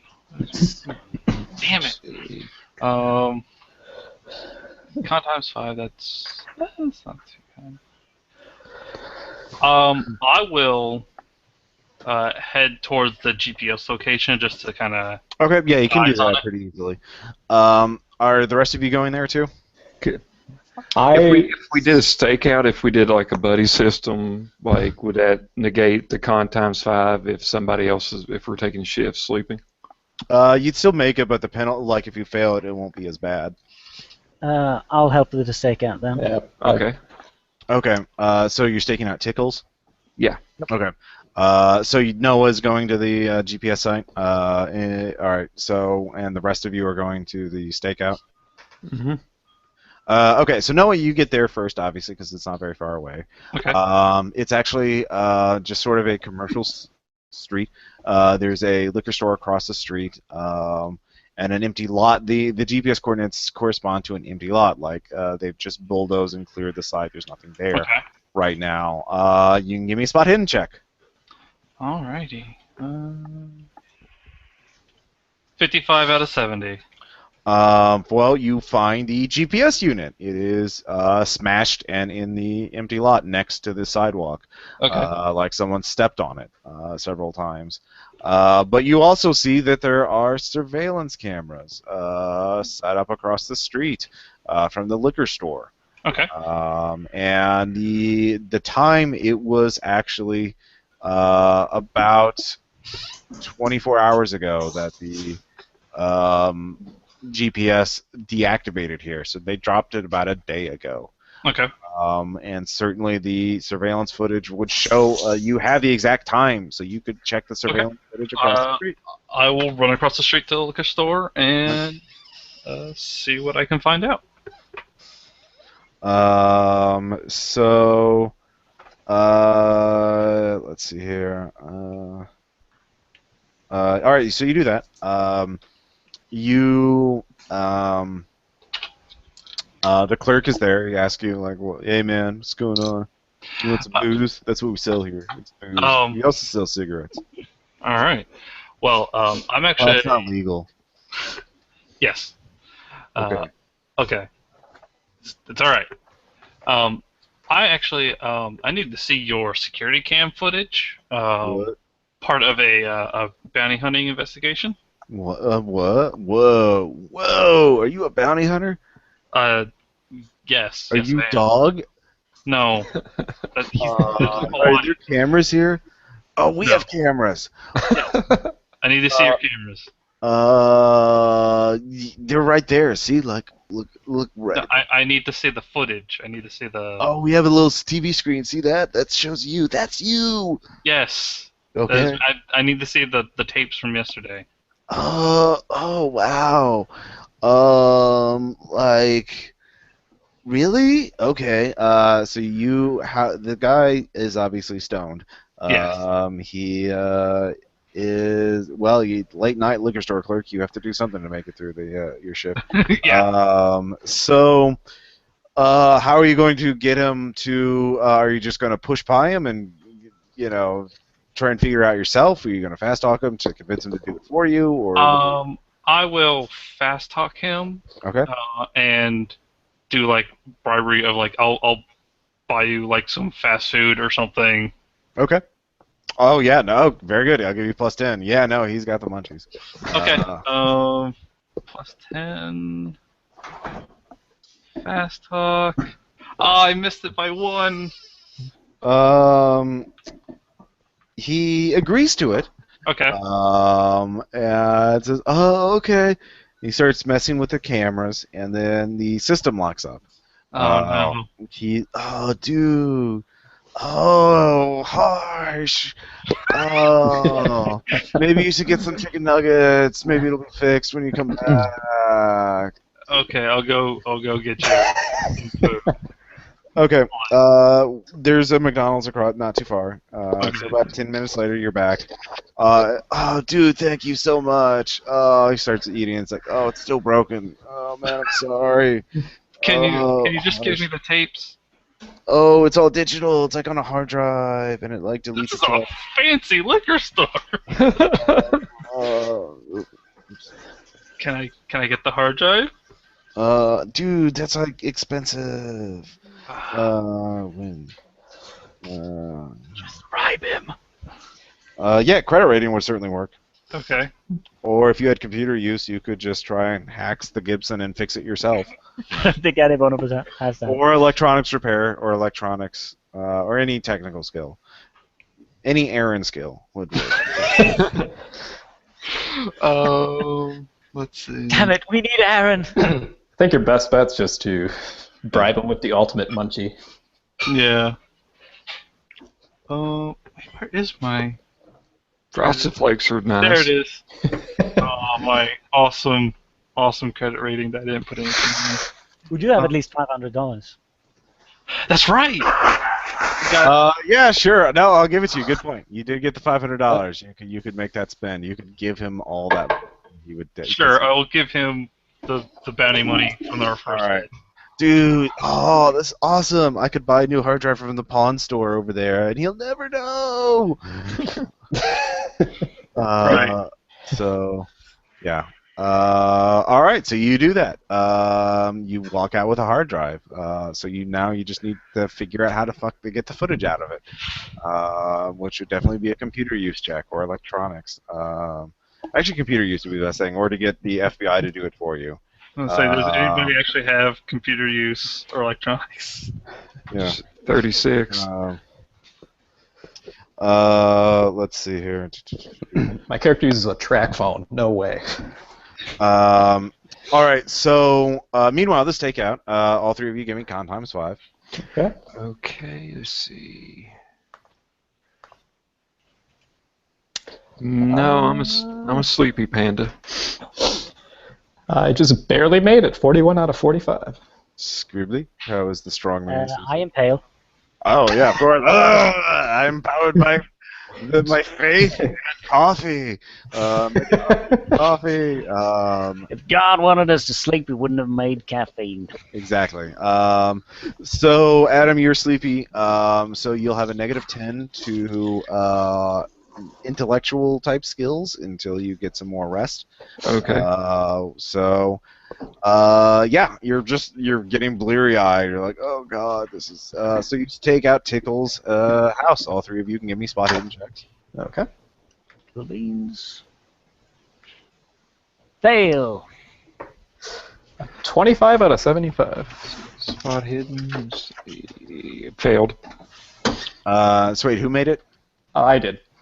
All right, so Chris, you're the one who sees Tickles. He goes out onto his porch to smoke.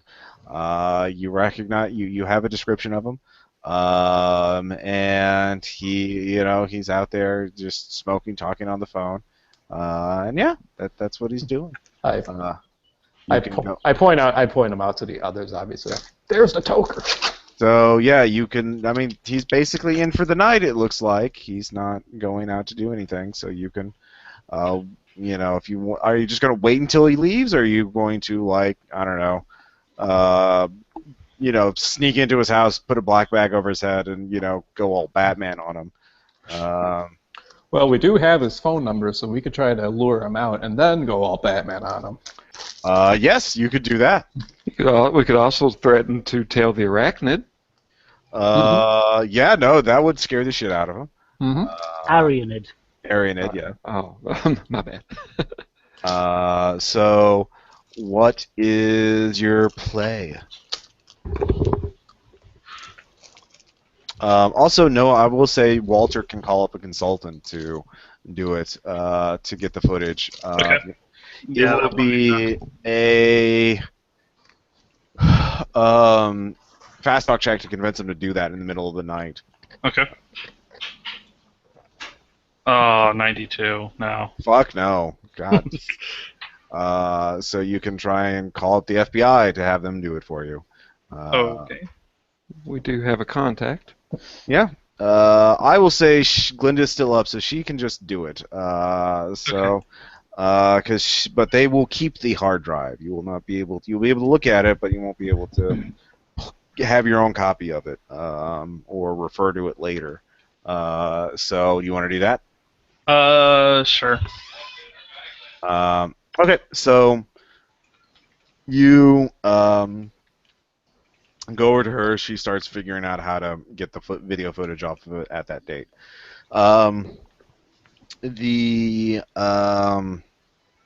Meanwhile, the three of you, so what is your play? Okay. I think threatening to tell the Arianid is a really good point. I think that's the best plan. Okay, so you're just going to wearing masks a la Payday style, so you can't recognize who we actually are. Okay, yeah, no, you could get some balaclavas or clown masks. I don't know, what kind of mask do you guys have as bounty hunters? Well, I have a stinky old black sock in my glove compartment that I used to do for this type of thing, so I put it on and. Okay. I got a Burger King mask from the promotion with the king. Is it a mask or just a crown? That's the full mask. Yeah, no, I know what you mean. Yeah, okay, so you have Where's that. your God now? That is terrifying. Scribbly, what about you? What does the Christian Strongman have? I'm honestly not sure what would be appropriate. Suggestion? It could just be a ski mask. Those are pretty common and cheap. Just pull your shirt up over your Or head. there's a pawn store nearby, so you could go into the pawn store and grab something. There's probably a good Jesus mask in there that you can get. That would be sacrilegious. You can't do that. No, he wouldn't do that. Yeah. Hockey mask. You might actually, devil mask. Devil mask. Oh, yeah. Ooh! Wow. Man, this is Freudian now. So the Burger King, the devil, and a sock. Are you knocking on the door and forcing your way in, or are you gonna pick the lock, or are you going to kick the door down? Calling him out and then ambushing him as he's heading out. Oh yeah, so you call him out with the phone number. That's easy to do. You actually no, you still what pretense are you calling him out? Are you actually calling him, or are you like physically like, hey, come out here, someone's messing with your car? Well, I thought our play was to call him out and try to get him out and say, look, Okay. Arianid's pissed off. Come talk to us and we might be able to help you out. Okay, so that's your play. All right. Give me a fast talk check. Okay. We could actually just come to this location, or we'll tell Arianid. Really? Yeah, I'll give you plus 20 for threatening to have him killed, basically. 19 out of 45. 19 out of 45. All right. So with that, he comes out. There's a nearby alley. So he walks over and he sees 3 masked men.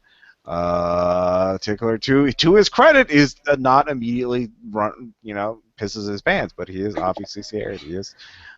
This is not a good way to end the night.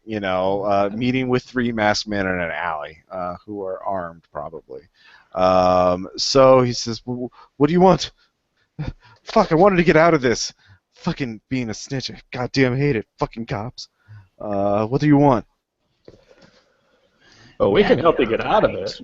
You can? How? Just give us what we need to know. Look, the cops want me to make more and more busts, but they're looking for a snitch already. It's only a matter of time before they figure out it's me. Look, you got to take out Ariative, or he's going to take out me. You gotta plan it on him, something like that. He's got to get busted without me being involved. So he's wanting you to do something first. If you want to get him to get information first, you're gonna have to threaten him more directly, or do something else. I don't know. What do you guys want to do? Okay. Where are we in relation to the alley?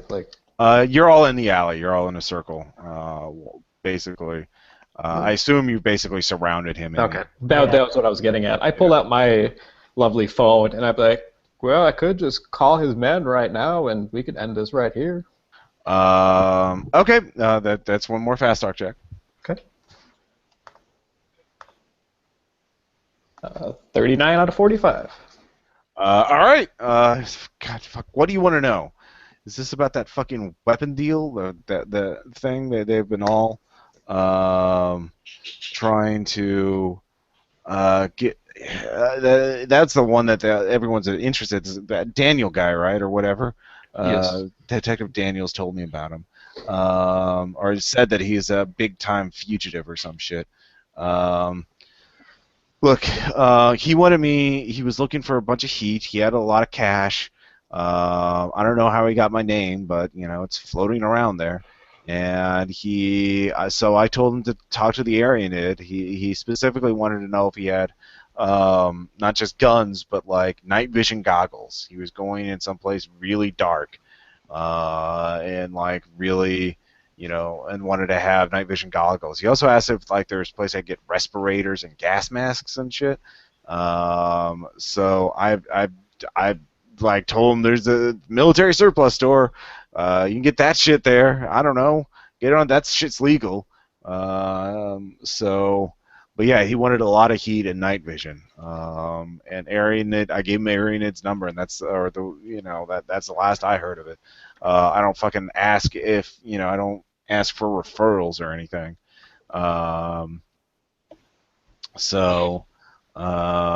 Yeah. Who were the people you dealt with directly? There was just a voice on the phone. I record all my phone calls, so the cops can run voice recognition, make sure see if I'm who pops up. I'm just the honeypot, and that's it. I never met him. I don't know how he got my number. But somebody says the right things. I give them the pointers, and then they deposit. They leave money in a hole in the wall, and I go and get it. It's a very good system. I like it. Son, you didn't ask why he was getting all the night vision and the gas mask and all that. No, of course. You know we're criminals, right? Like the whole point is to not know what they're doing. I don't want to know. Speaking of not a good that, did you? Yeah. Speaking of criminals and knowing things, can you give us, just in case we have any bad interactions with the Aranid, what can you tell me about how his operations work, how he takes care of people who back into his motorcycle or anything like that? Like, what can one expect out there in it? He'll find you and kill you? I don't know. He's a fucking biker, white supremacist asshole. Does he work alone? No, he's not a member of a gang. He works. He's an independent contractor or whatever you want to call it. But he has a lot of ties to them, to different organizations. So he's, a wheeler and a dealer, and he is a pretty fucking violent person. But I'm sure he sold them to these people if they had the money. He doesn't give a shit. Okay. So, anyways, meanwhile, Noah, you're at the FBI office. Right. It plugs in the hard drive. The FBI software works quite well and extracts the footage. You since you know exactly when to look at the footage, you find the footage of the white rental car, the white sedan, and it parks in the street. The Daniel and Eliza get out, and they take the GPS unit out and smash it up, and a battered, late 90s SUV pulls up. There's an older man driving it. You actually recognize him as Dr. Mendez. You have a photo of him on the internet. And Stephen Hurst is in the shotgun seat. And Daniel and Eliza get in the back seat. So they switched cars there. But you have the vehicle they switched to. And they... you also notice Dr. Mendez, there was something on his dashboard. Give me a spot hidden, like a piece of paper on his dashboard. 45 out of 70. You actually recognize it because you've been there before. That's a pamphlet or a ticket from the World War I Museum. So that takes you several hours to get to figure out. Do they still have that strange sort of halo aura around them? Yes, they do. Just Daniel and Eliza. Okay. But yes, it's consistent among two different cameras. That's really fucking weird. Yeah. Give me a sand check. All right. Sound check of the game. We're gonna end up in Delta Green. 68 out of 45. I feel that. All right, that's just one sanity. That's weird. That shouldn't be. It's nothing. It's fine. It's fine. It's fine. So that's what you think. All right. I'll let everybody else know. So we can sort of form a game plan. But yeah, the Tickles told you that the deal would have already happened by now, or it wouldn't have happened. Like, this was over a day ago. So Aranid works fast. So, but you find out what he had, but you probably missed the actual deal if it happened. It probably already happened. So instead of focusing on one lead, you spread out, so anyway, by now it's like 2 in the morning. You're all very tired, and your leads are, you guys could just get some rest. There are, crash at the couch of the Regent Bail office, before we do, I want to walk up. If we're still in the alley, I do want to walk up to Tickles and be like, I'm going to come here closer. I'd like to whisper to him. Yeah. And then taser him. You're tasering Tickles? Yep. All right. You hurt a human being. Good job. Well, and I turned to these guys. All right. Here's what I'm thinking. Aranid is after this guy right here. if this Daniels guy got as much heat as this little guy says he did, we're gonna need some major heat of our own. We could use him as a leverage piece to get Arianid to do our dirty work for us. Okay. All right. That's of course highly illegal, and if you're caught, you would all, be accomplices to murder, because you're not law enforcement, but you still have to work within the rules of law enforcement. So. Well, when you're old and What the hell do we desperate, need Arianid for at this point? They've already been done with him. oh, They wouldn't have told them where the fuck they went, so. Do you want that bounty? Did you hear how much heat this guy? Oh, sorry. I also forgot to mention Noah got a partial plate from the video, so you could run down all the SUVs that match that description. Right. Okay. I'm against committing felonies, so like, and I still think the guy has terminal cancer, and shoot, I think I'm gonna go sleep. Okay. So you guys can take a quick break as you recover. So you'll get your -10 back. So you wait until morning. What is the first lead you're going to pursue? SUVs, I think. At SUVs. least, All right. case. So yeah, you can start. That's a lot of library use, sort of research checks, or fast talk to get other people to do it for you. Fast talk it is. Yes. The other thing is the museum will be open tomorrow. If you want to go there, try and find out why Dr. Mendez was there. Okay. And let's see here. Military surplus. That's what I'll do. Military surplus. That's another lead. Yeah. All right. So we will. So you pick up. So the next morning comes. Give me a fast talk check for the car. Let's see. Failed. 78 out of 65. No, 60. All right. Well, there's about a dozen in the KC area that would match that description. So you're looking for that. And so you start narrowing them down. Let's see here. Noah, you're going to the museum? Yes. It's a very nice museum. It's an actual real museum. You can look up photos of it. World War I Museum, Kansas City. I've been there but they have a library there for research. So researchers go there occasionally. So you go there and you ask the clerk if Dr. Mendez was there recently, and of course, oh yes, he was. Dr. Marsh, Dr. Earl Marsh, talked to him. And he's down in his office. You can go and talk to him right now. Okay. So you go. I will go talk to the totally not a fish man. No, totally not. And so you go down to talk to Dr. Marsh. And Adam, you were going to the military. Yeah. All right. So you go to the military surplus store. It just opens up. Okay. And you get the clerk there. He recognizes Daniel and Eliza. So give me some sort of investigative skill check. Law would work. Law. Okay.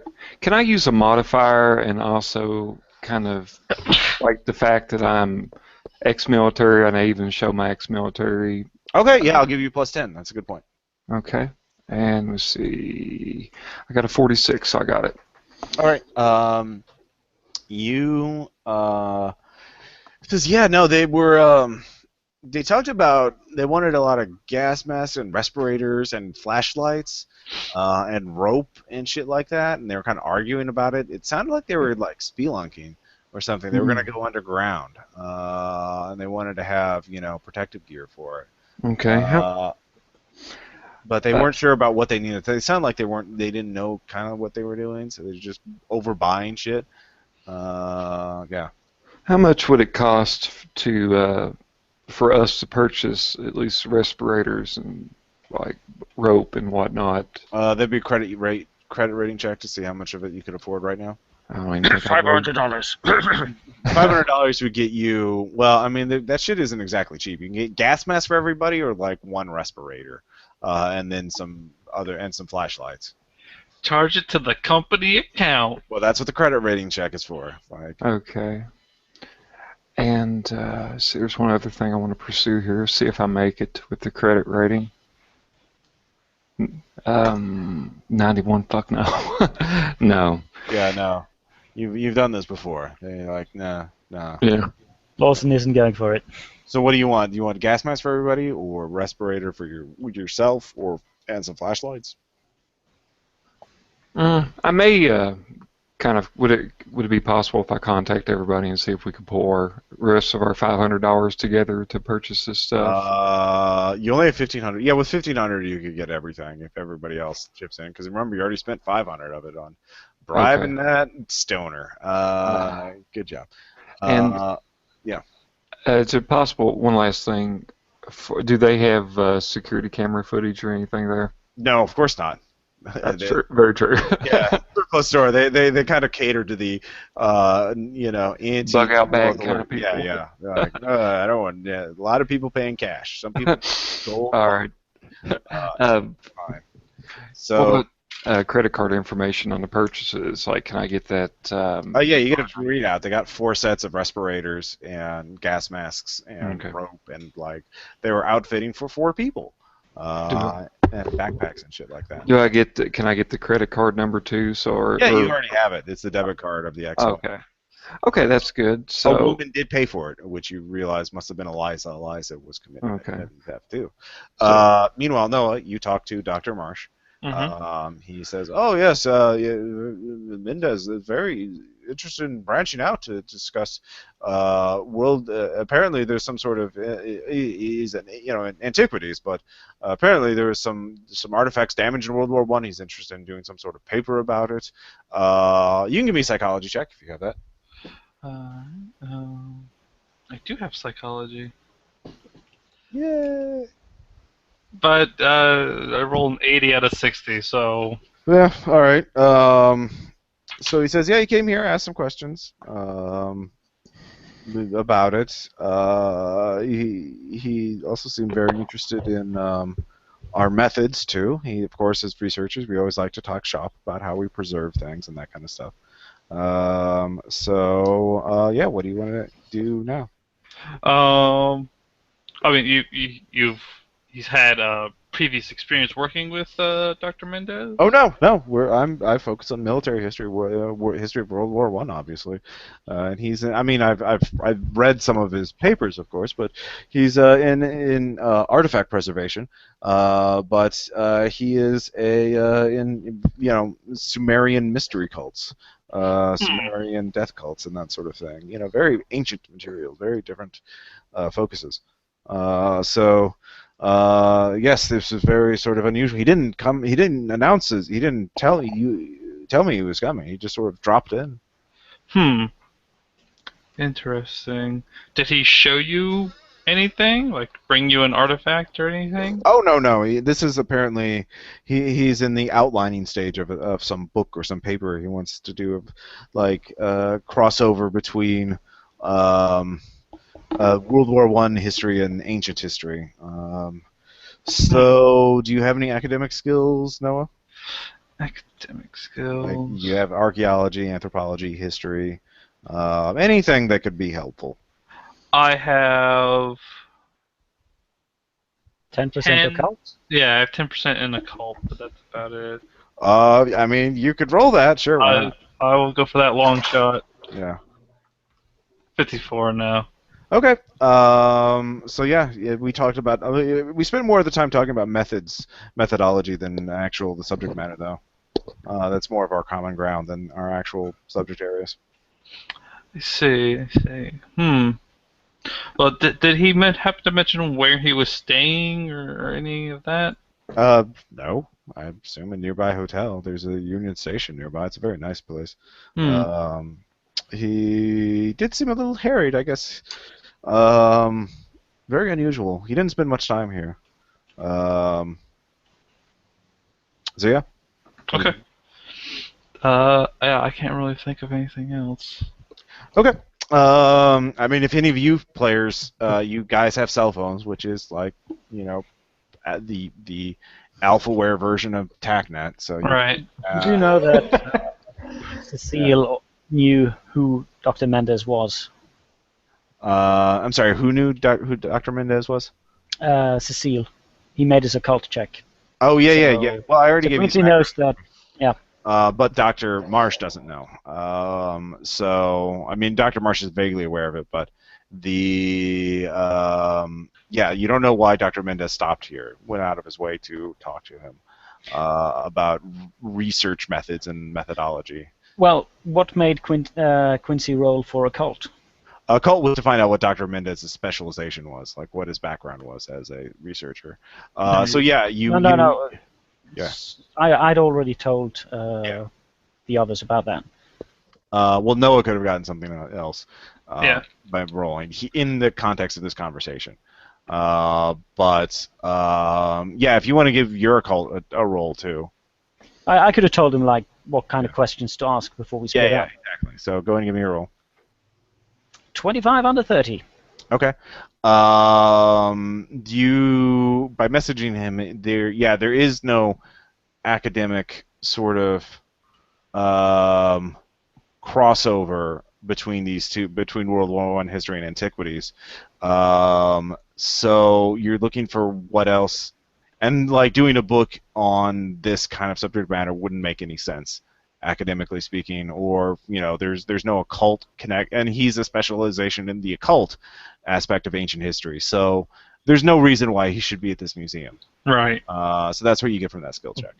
Okay. So unless there was something else, but yeah. Quick question: if they were going spelunking, wouldn't they have to get a license to be approved to do that anywhere? Yes, but I mean they are fugitives from justice, and they've killed people, so. Aha. Yes. Yeah. History check to see what local mines are around us. Yeah, history would work. Could cross-reference that with World War One. Yeah.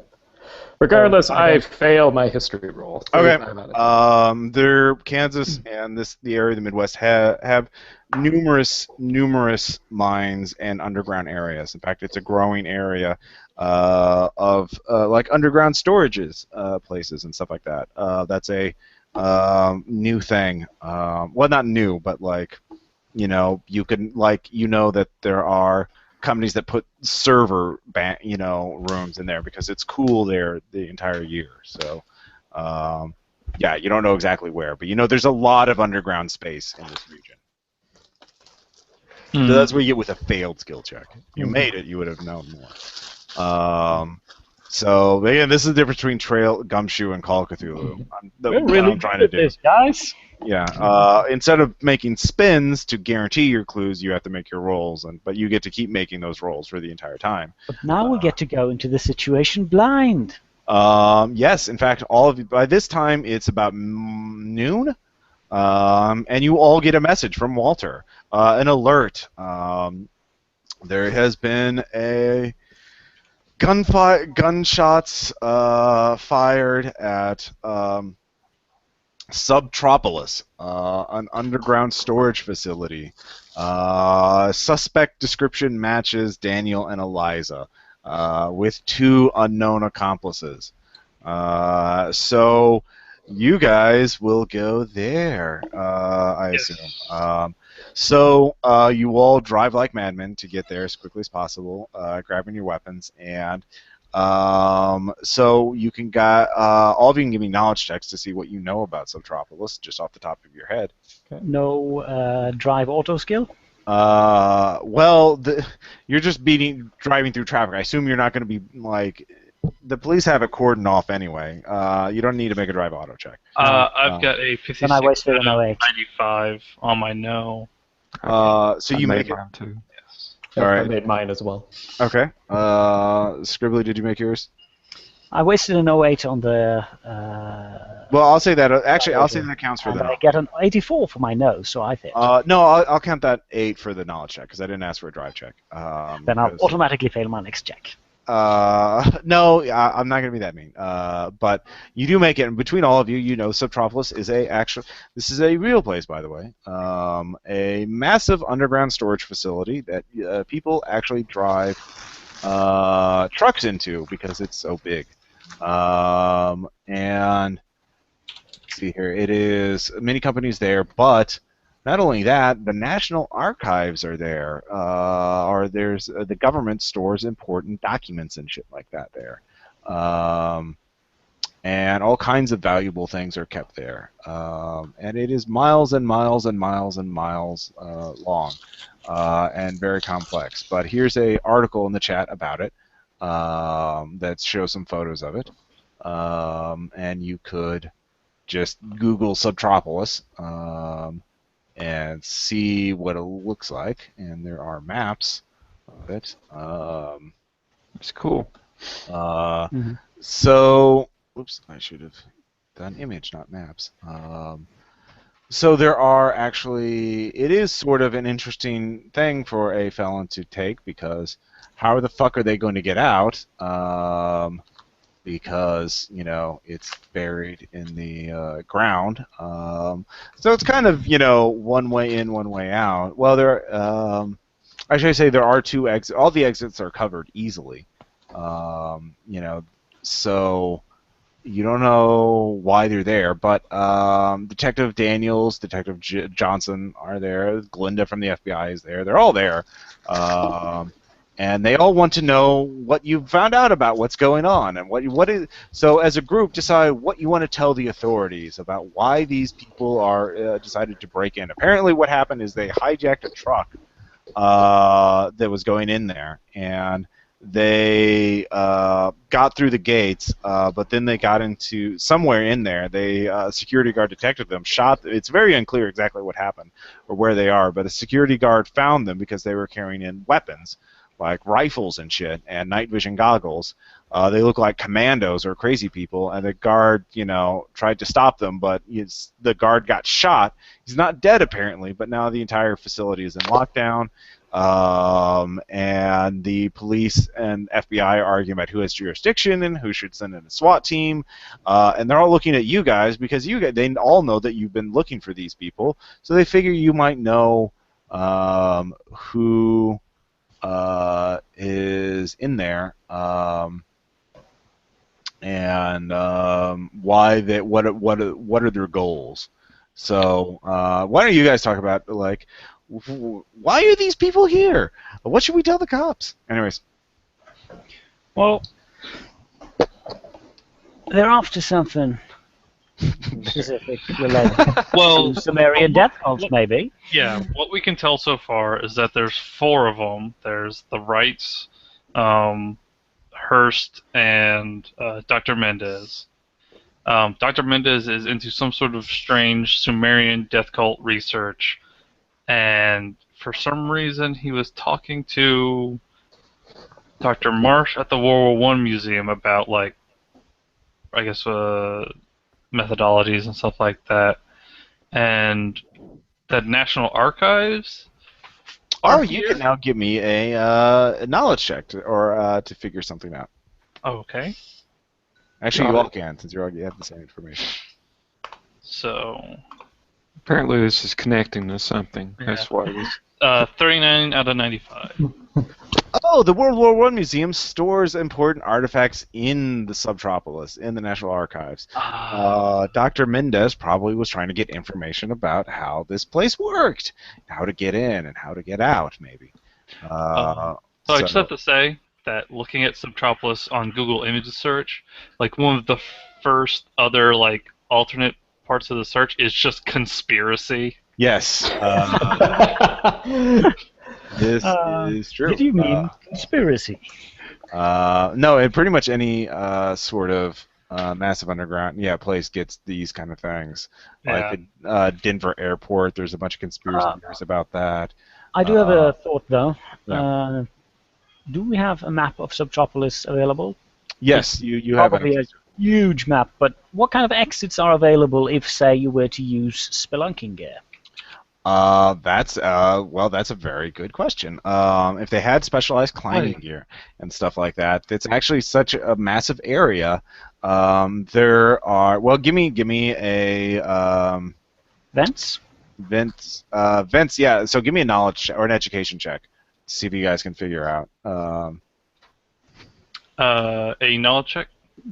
Not education, EDU or knowledge. Yeah, sorry. I make it 4,680. With that, yeah, you realize they could climb up through a cooling vent. And the area covers just a massive amount of ground.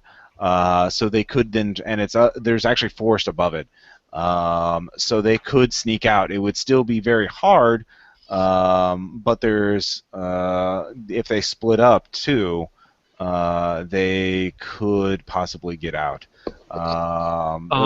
Could yeah. we have the police stage, like groups above the World War I storage area? Well, you don't know where that is. The National Archive, you know the general area where the National Archives are, but you certainly don't know like where the map isn't that detailed. Okay. You know, they just have like, oh, here's this thing, here's this thing. If it's miles and miles wide, we probably don't have enough people, even if the FBI and the police combine their manpower. True. Yeah, it's multiple acres. But the thing is, they probably haven't left yet, or they're probably not trying to leave you because they haven't been there that long, so they haven't gotten the thing that you don't know. So here's the thing. Normally they would not let bounty hunters in as the first lead, but we're in the a more dark and callous universe. So they are more than willing to let you guys run out first and catch any bullets from these fugitives. Of course, you have to use non-lethal force to take them down. So in terms of the area, you think obviously the National Archives would probably be the best bet of where they're going to be. The truck that they were in was stopped in sort of a center lane that was adjacent to the National Archives, but there were several other areas nearby. There was a computer server housing area, colo server. There's also some ventilation. Of course, those would have ventilation shafts because obviously a lot of waste heat there. And yeah, so you can approach. So what is what do you guys want to do in terms of your approach? Would we be able to use tracking at all to see if we can catch any trail of where they might have went off to after they ditched the truck? You do have access to the security cameras. They have been shooting them out though, so they have been playing Payday, so they have been breaking security cameras. So you did see them go in the direction. You'd have to spend some time to dig up the footage to see what direction they ran to before they shot the cameras. So that would could we not just look and see at the security cameras which ones are shot out? Yeah, they are. So that would be a spot hidden check to figure out what area they're trying to block out. Okay. Spending some time on a map. Made it. 38 out of 75. All right, so yes, it definitely is the National Archives that they're blocking out everything. They did shoot some near the server area, but it looks like they just shot them and then moved towards the National Archives. So it does look like that's the area that's blacked out the most. So yeah. Anyways, so in terms of your approach. You could let the SWAT team handle it, or you could sneak up and be up first. You will each get a bulletproof vest, which will protect against 6 points of firearms damage. Okay. At least 6 points the first time, then 3 points, then nothing, because then 1 point, because bulletproof vests degrade, and giving you guys 6 points of permanent armor kind of reduces the Risk. Lethality. Yeah, the risk. Yeah, like in Tom's. Not when the Elder Gods turn up, but Yeah. Well, yeah, exactly. No, actually, I say you will have some red shirts with you. You will have actually both detectives and Glinda, Agent Hampton, going with you. So there'll be 7 of you. So you rush forward into where the truck is. There is a blood stain trail where the guard was shot and limped off. And then you notice the lights are flickering inside the National Archives, or at least there is just a single-sized door leading into that. There's also a loading bay next to it, but the loading bay is closed. The door is ajar, but you can tell the lights are flickering inside the National Archives. Did Sammy buy us our night vision goggles? Yeah, I thought I bought all that. Not night vision goggles. It was gas mask, respirators, and flashlights. Oh, we got the night vision goggles from. We didn't get them, I don't think. We didn't get them. They got them. They were trying to buy them from Arianid. The military surplus does not have night vision goggles. So you don't have night vision goggles. The FBI has night vision goggles. If one of you can make a fast talk check at half, you can talk Agent Hampton into giving you night vision goggles. But you get one check. I got it at 45. Anybody got anything better?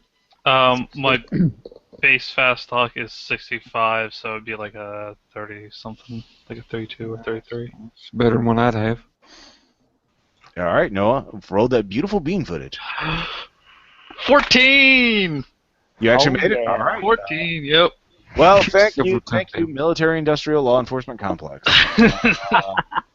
They have plenty of spare pairs. Okay, so we could just shut off all the lights. Well, you would have to make an electronics check or electrical repair check. What is the skill? To figure out how the electrical grid works. Yeah, definitely electrical repair. Okay. Because you don't know how that works. It's not like push button turn off lights. I mean, it's a little more complex than that. Because you also don't want to turn the lights off. There are also probably civilians still in there. So that would scare the shit out of them. But yeah, whatever. So what is your plan? It'll take time to do that. That gives them more time to do whatever they're up to. You could just, kick the door in and go in, 5x5 tactical entry. You could open the loading bay doors to get a better view of what's going on in there, and you could all enter at once instead of single file at a time. Let's say loading bay. Is everybody else cool with that? Loading bay, yeah. All right. Obviously not stealthy because it's a big mechanical rolling gate. It'll make a lot of noise. Can we just do like a pincer and have a couple of people going through the loading bay, and then have a couple of people going through like the side door or whatever it is? You could. You could have all the red shirts going through the loading bay. Yeah, you could. Have all the red shirts cover the loading bay. Would perhaps okay, that's a good way of splitting it. They open it, they cover it, and as people inside are distracted by the giant door opening, we'll sneak in the back way. Okay. Yep. So you open up they open up the loading bay. It makes a lot of noise. Everyone's very tense. There's no immediate response. But then, so are you going to open the door at the same time, or are you waiting for them to go in and then you go in through the door? Same time, I think. Same unless time. Somebody has an objection. Who's going in first then? I can. I probably have the most stealth. All right, give me a luck check. Woohoo! My luck of enough. 60 under 75. All right. Well, you open it up at the same time, and good job for that, because the sniper who is guarding the door switched views to shoot someone from the loading dock. So, let's see here. Chris, roll luck. Okay. Yes, 17 out of 35. Okay, it's Detective Daniels who takes a bullet instead of your buddy Joe. So Detective Daniels is quite dead, shot through the head with a large caliber rifle. And everyone give me a sand check. Oh God, there's a crazy person. The first person through the door can give me a sneak check to see if they can get into cover. I make the sanity check. These with Jesus now. Yeah. I fail my sanity check. Same as me. What was the next? The sneak check? Yes. Well, for the first person through the door to get under cover. I fail. All right, you're under. You don't know where the sniper is. You saw a muzzle flash somewhere, but basically, the National Archives is a massive, massive area with just shelves and shelves and shelves and shelves and shelves of boxes and items and things like that. And it's very easy to just look to take a position between, so that your rifle's sticking between two boxes of things and fire, and then you can fire and move, move and fire. Especially if you can see, if you're covering the door, you see where they're coming from. So give me a spot hidden at half to see if you want to be able to spot the sniper. All right. Oh, that is not enough. All right, you do not see the sniper is, and the sniper will get another attack on you. He has a 75, and he gets a 6. That is an impale. I'm with Jesus now. You are probably with Jesus. Let me double check to find out what a 30-06 rifle does. Did I see if I crit my 28 dodge? Do you get the? It does 2d6 plus 4. 2d6 plus 4, and that's an impale, so that does double damage. Plus 8. I think I'm dead either way. Okay, but actually, hold on a second. I really need to use the. Let's take a break right now, because I need to get a drink and that kind of thing. So I'll be back in like 5 minutes. As we find out the fate of the Christian Strongman. Probably not long for the world. All right, I'll be right back. I think if we created a bio, we get a free reroll as a perk. So your character did have a bio, and you've been playing it up, so you may be able to roll dex twice. Yep. What? Because your character has a biography, you should have a free reroll. Oh, too bad about my dodge, though. Mm-hmm. Yeah, he only gave him a standard dex dodge, 28%. If only I had my gang of bikers, would have worked. Well, if he rolls low, he might survive just barely, and then Quincy could first aid him up a tiny bit. At least we're not still forced to use non-lethal methods now. Actually, we are. What? Yes. Yeah, we kind of gotta take him alive. Oh, heck no. Heck no. Well, we don't have to. We just don't get paid that much anymore. And we did walk in with non-lethal If weapons. Cecil dies, they're dying. I have a shotgun with beanbags. I'm holding a 12-gauge Bellini M3. If somebody else has a shotgun and want to use that. The guy who created your character is kind of a gun nut, so I'm not surprised that's not maxed out. I say it with love, but I mean... It's fine. I'm not.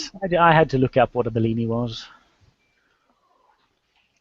I actually have a 30-06. All right, I'm back. So wait, it's 2d6 plus 4? Yes. For damage. And now 46 plus 8. 46 plus 8. All right, I will roll that. Also, should I be rolling? I will give you armor though, because. Should I be rolling for my dodge?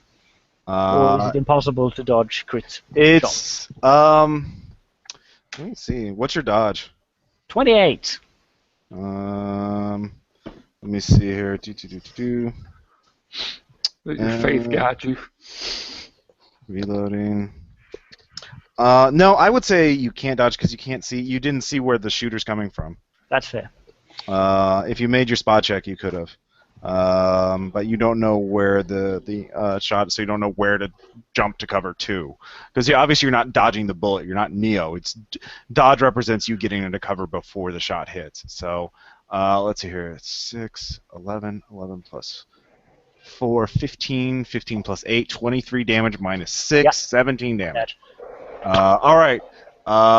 He jumps into cover, tries to jump in cover, and is shot quite solidly with a high caliber bullet. The sniper is good, is quite skilled, and is covering. So you guys give me another sand check because you just watched your coworker eat a bullet. I failed. You failed. All right. How much was for the first loss? I missed That was the a first. D3, so it was 2. Because it's someone you didn't give a shit about. This one will be a D6. Oh boy. Right, and I failed that, so... It's another 3. So a total of 6 or 5 for the two of them. It's 5 at once or a fifth of your total sanity in 1 game hour or less. So everybody, I think Chris, your character has 35 sanity. So you have to, if you lose 2 more, your character will get a temporary badness. Yep. So you're on the cusp of like losing your shit, but you are not there quite yet. But you all are out of way, I assume, not jumping through the door anymore. Galinda and Johnson open fire into the archives, just from behind cover, wildly spraying the area with pistol fire, because they both just had pistols because they weren't expecting to. Wouldn't everyone else have had a chance to try to sneak into the archives with me? Okay, so everyone, well, those of you who failed your sand check, you just freeze up as soon as, scribble. But did anybody make their sand check? Not I don't think we did. Yeah, everyone froze up. Like everyone. I think the high sanity character just got killed. Yeah. So. Oh, that's reassuring. So basically, yeah, you can, but you have to face the same risk. Like the thing is, the sniper is alternating between the door and the loading bay. So it's a luck check to see if he's watching the door or the loading bay. And then you need to make a spot at half to see him because there's no lights and there's massive amounts of cover. It's very confusing. He's moving too. And then he gets his firearm checks, and then you get if you make your spot check, you can dodge.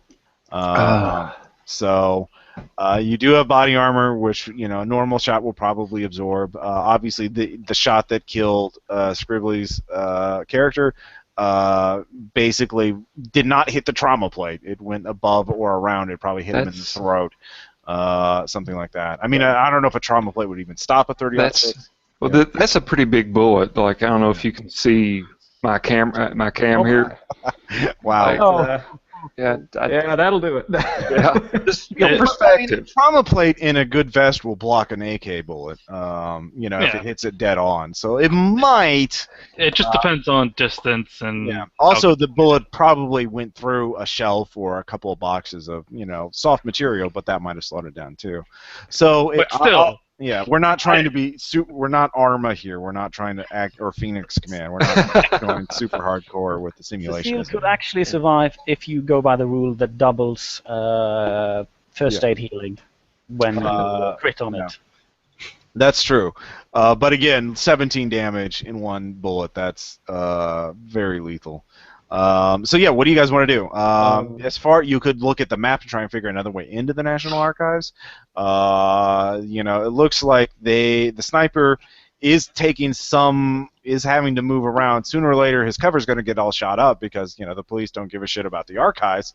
They're just going to pour lead into it until they force him out. So you could wait it out and let the police just push him out through sheer volume of firepower. But that gives them more time, obviously. Sniper's trying to hold you off as long as he can, or she can. You don't know who's the shooter. So, yeah, what's your play? Is there any sprinkler system or anything like that we could be able to activate that would... You can give me a knowledge check to look around and see if you can just trying to see if there's any way we could disrupt the sniper. Oh, yeah, true. 43 out of 95. There is a Halon fire suppression system. Oh boy! Oh boy, that sounds like fun. Yeah, you could turn that on if you wanted to. I think we should. Okay, you turn it on. You cannot breathe in that, so fortunately you all have respirators and gas masks. So, yay! We have a spare too. Of course, your two buddies do not. Oops. Oh yeah, you do have one spare. Actually, no, that's with him in the hall, in the archives. He's about 5 feet in open ground, so he made it about 5 feet in before he got shot. So you don't want to. Damn good sniper. Yeah. Well, he has the sniper has 75 skill. I will say that. Pretty good shot. So the Halon turns on. You put on your respirator. Your two NPC buddies have to leave, but that also creates concealment. The visibility in that place is really bad now. Okay. So you can. Well, is it Halon? Does it create?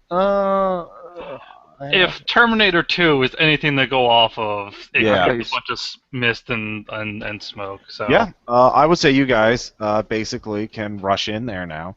Okay. You both, all three of you, though, give me a luck check. He might get a wild shot off it. If you fail, he'll get a shot off at half. The person who fails by the most. I got a 53 out of 45. All right, so you fail. I made mine. 19 out of 35. All right, Adam. I got 5 out of 80. Oh yeah, you're fine. So Noah. Yeah. He is a good sniper, and he is disciplined. So, but he fails. Fortunately, the bullet goes wide, hits a wall near you. Could I do a spot hidden to try and? Yes, there's a muzzle. All three of you can give me a spot hidden because there is a muzzle flash, which is pretty fucking noticeable.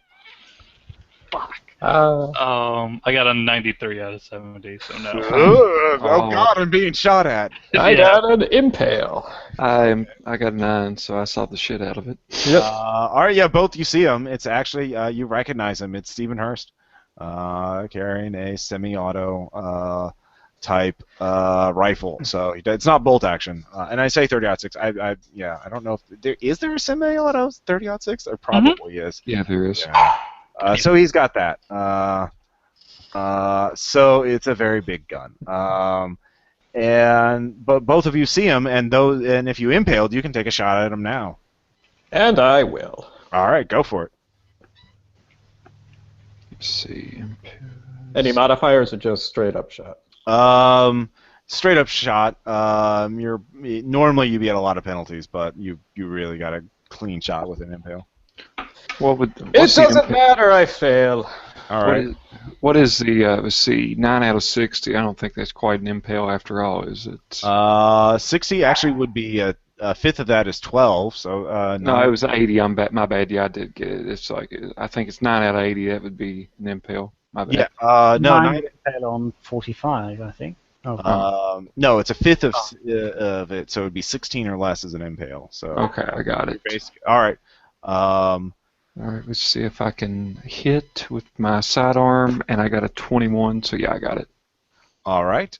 You hit him. Let's see here, and you're using probably. I'm assuming you're not using. Well, if you're using a pistol, I don't think they have. It would just be a Glock 40 cal, probably. So that's a D10 plus 2. So you can roll that. All right. Let's see. So with the plus 2, for 9 damage. 9 damage. All right. He goes down. You don't know if he's dead or not, but that's certainly enough to put him on the ground. He's not wearing body armor, it looks like.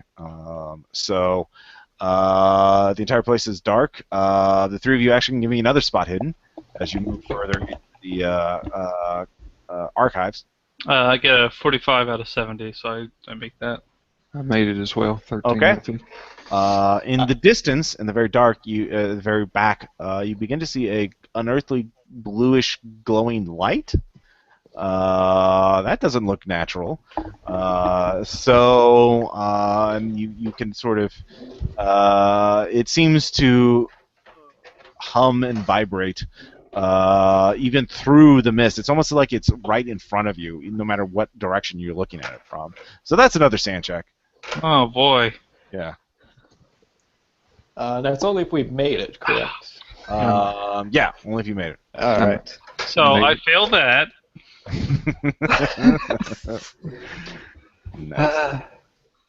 And you're Quincy. Yes. So I'm at 41 sand right now. all right, so that's another D3. Let me roll that. That's 3. Great. So have you gotten a temporary yet? 9 total since the start of this fight. No, I've only lost 6, so I need 3 more. All right, good job. So let's see here. So you can move to the suspect is down. He will take his next action to recover. to try and reach for his rifle, so you could run up and try and cuff him, or you could just put another bullet in him, or I don't know. If I am not Or you could stunned, rush towards the blue light. Yeah. Stunned enough, I would like to run up and kick his gun away and. Okay. So you can do that. You don't have to roll. He's coughing up blood. Chris, what about you? Since I didn't see the blue light, I'm just going to keep moving into the archives. Okay, you just move on ahead. Adam? Oh yeah, we can't really talk since we have respirators on. Yeah. I'll follow Chris's lead. Okay, so you split up. All right, good job. So because you quickly lose sight of Noah's character because he went off to secure the suspect. So Noah, you handcuff him. He's bleeding. Do you want to administer first aid? Yeah, I'll go ahead and do that. All right, go and give me a roll. If you crit fail, you will kill him. I get an +2. Okay, you saved his 60. life. Good job. He was shot in the gut. It would have been a fatal wound, but a long, agonizing death. But let's get that hail on out of there. That's probably not good. Oh yeah, he's wearing that respirator. Okay. Gas mask. So he's actually fine in that regard. I mean, he's still been shot and is like at 1 hit point. Right. So he is there. So you could either drag him back out of the thing to secure him because he is a suspect, or you could try and find your two buddies have disappeared.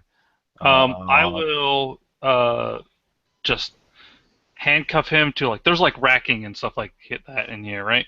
There are shelving, yes. Can I handcuff him to some of the shelving? Sure. I will do that to make sure he stays there, and Okay. I will pick up his rifle and head towards the glowing. Okay. All right. So he's just there, heavily bandaged, and you try and head off. All right. So Chris and Adam, you head into the darkness. Chris, if you haven't seen the light, you see it now. Yep, I'll make that roll. Yeah, go ahead and do that.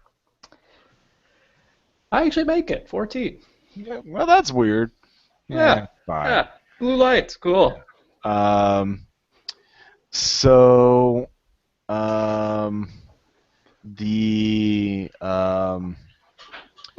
as you move forward, you can see actually some of the shelving has been moved. There's actually the ground starts getting a little odd. It looks like a bomb went off in this area. Like shelves have been knocked back. The ground is like torn up, as though there is a crater, some sort of impact, and you begin to hear a voice. You can both give me listen checks to see if you can understand what it is. Nope. No, 99. All right, you can't really hear much anyway. You're just like, blah, blah, blah. Both of you can give me spot hiddens. Okay. +1. I missed. I didn't see it. All right, Chris, you see it all. Good job. So here's what you see, and this will require stand check. So Okay. you see Dr. Mendez in a respirator holding a book, and it looks like he's reciting from it in front of a glowing sphere of blue light. But inside that glowing blue sphere, there is a vista of another era, of another place, another time. It looks like some sort of tropical, hellish landscape. The sky is red. In the distance, you can see structures, buildings of some sort. You can't imagine. It doesn't look like anything on Earth, though. Strange alien things are moving through there. He is reciting something. It's all very confusing. But then you can also see Daniel and Eliza are actually trying to sneak up on you. Daniel has a very large sawed-off double-barrel shotgun, and Eliza is holding a dagger, but she's cutting her own hand and just chanting. And you can both see that both of them have some sort of clearish kind of covering over them that just kind of shimmers in the air a little bit. Anyway, so Yeah, I'll make that sanity check. go then. It's quite the lovely scene. Yeah.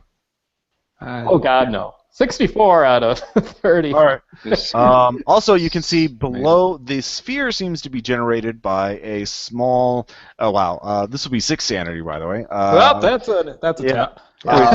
There is a smallish like medallion or pendant, some sort of jeweled artifact at the bottom of the crater. That's so basically the sphere, the portal sphere, is being generated by the artifact, and Dr. Mendez is chanting something in front of it. And there's just crackles of bluish of energy sort of flowing out of it, or just around being around it. But you with your 1 on your spot hidden, you can tell it's all being generated by that artifact. But you are now like, oh god, your rational mind is shutting down. Emotional, instinctive side is like going into fight or flight, or I'll just curl up into a ball and cry. Well, he has to make the idea roll first. Oh yeah, make the idea roll. Ah, that's right. both of us? Okay. No, just Chris, because he lost his sanity. No, Twice. 89 out of Twice, 70. technically, doesn't he? Because he get both temporary and an indefinite. Yeah, no, he does. Alright. But the first thing is I'm just house ruling the main thing, the temporary, as being like the fight or flight, like, oh god, panic reaction. Mhm. So is your reaction to fight, just berserk frenzy hatred, or is it to run away? I was my. Or do you my have old- some other idea of how you're? Well, I think just because this is just all too much for his Matlock brain, that he's just going to charge right at the orb and see what happens that way. Yeah. All right. Okay. So Adam, you see Dr. Mendez chanting from the sphere. Did you make your sanity check? Yes, I did. Okay. You're like, this is fucked up. But you still have a rational mind. You failed your spot hidden though, so you do not see the 2 Wrights sneaking up on you.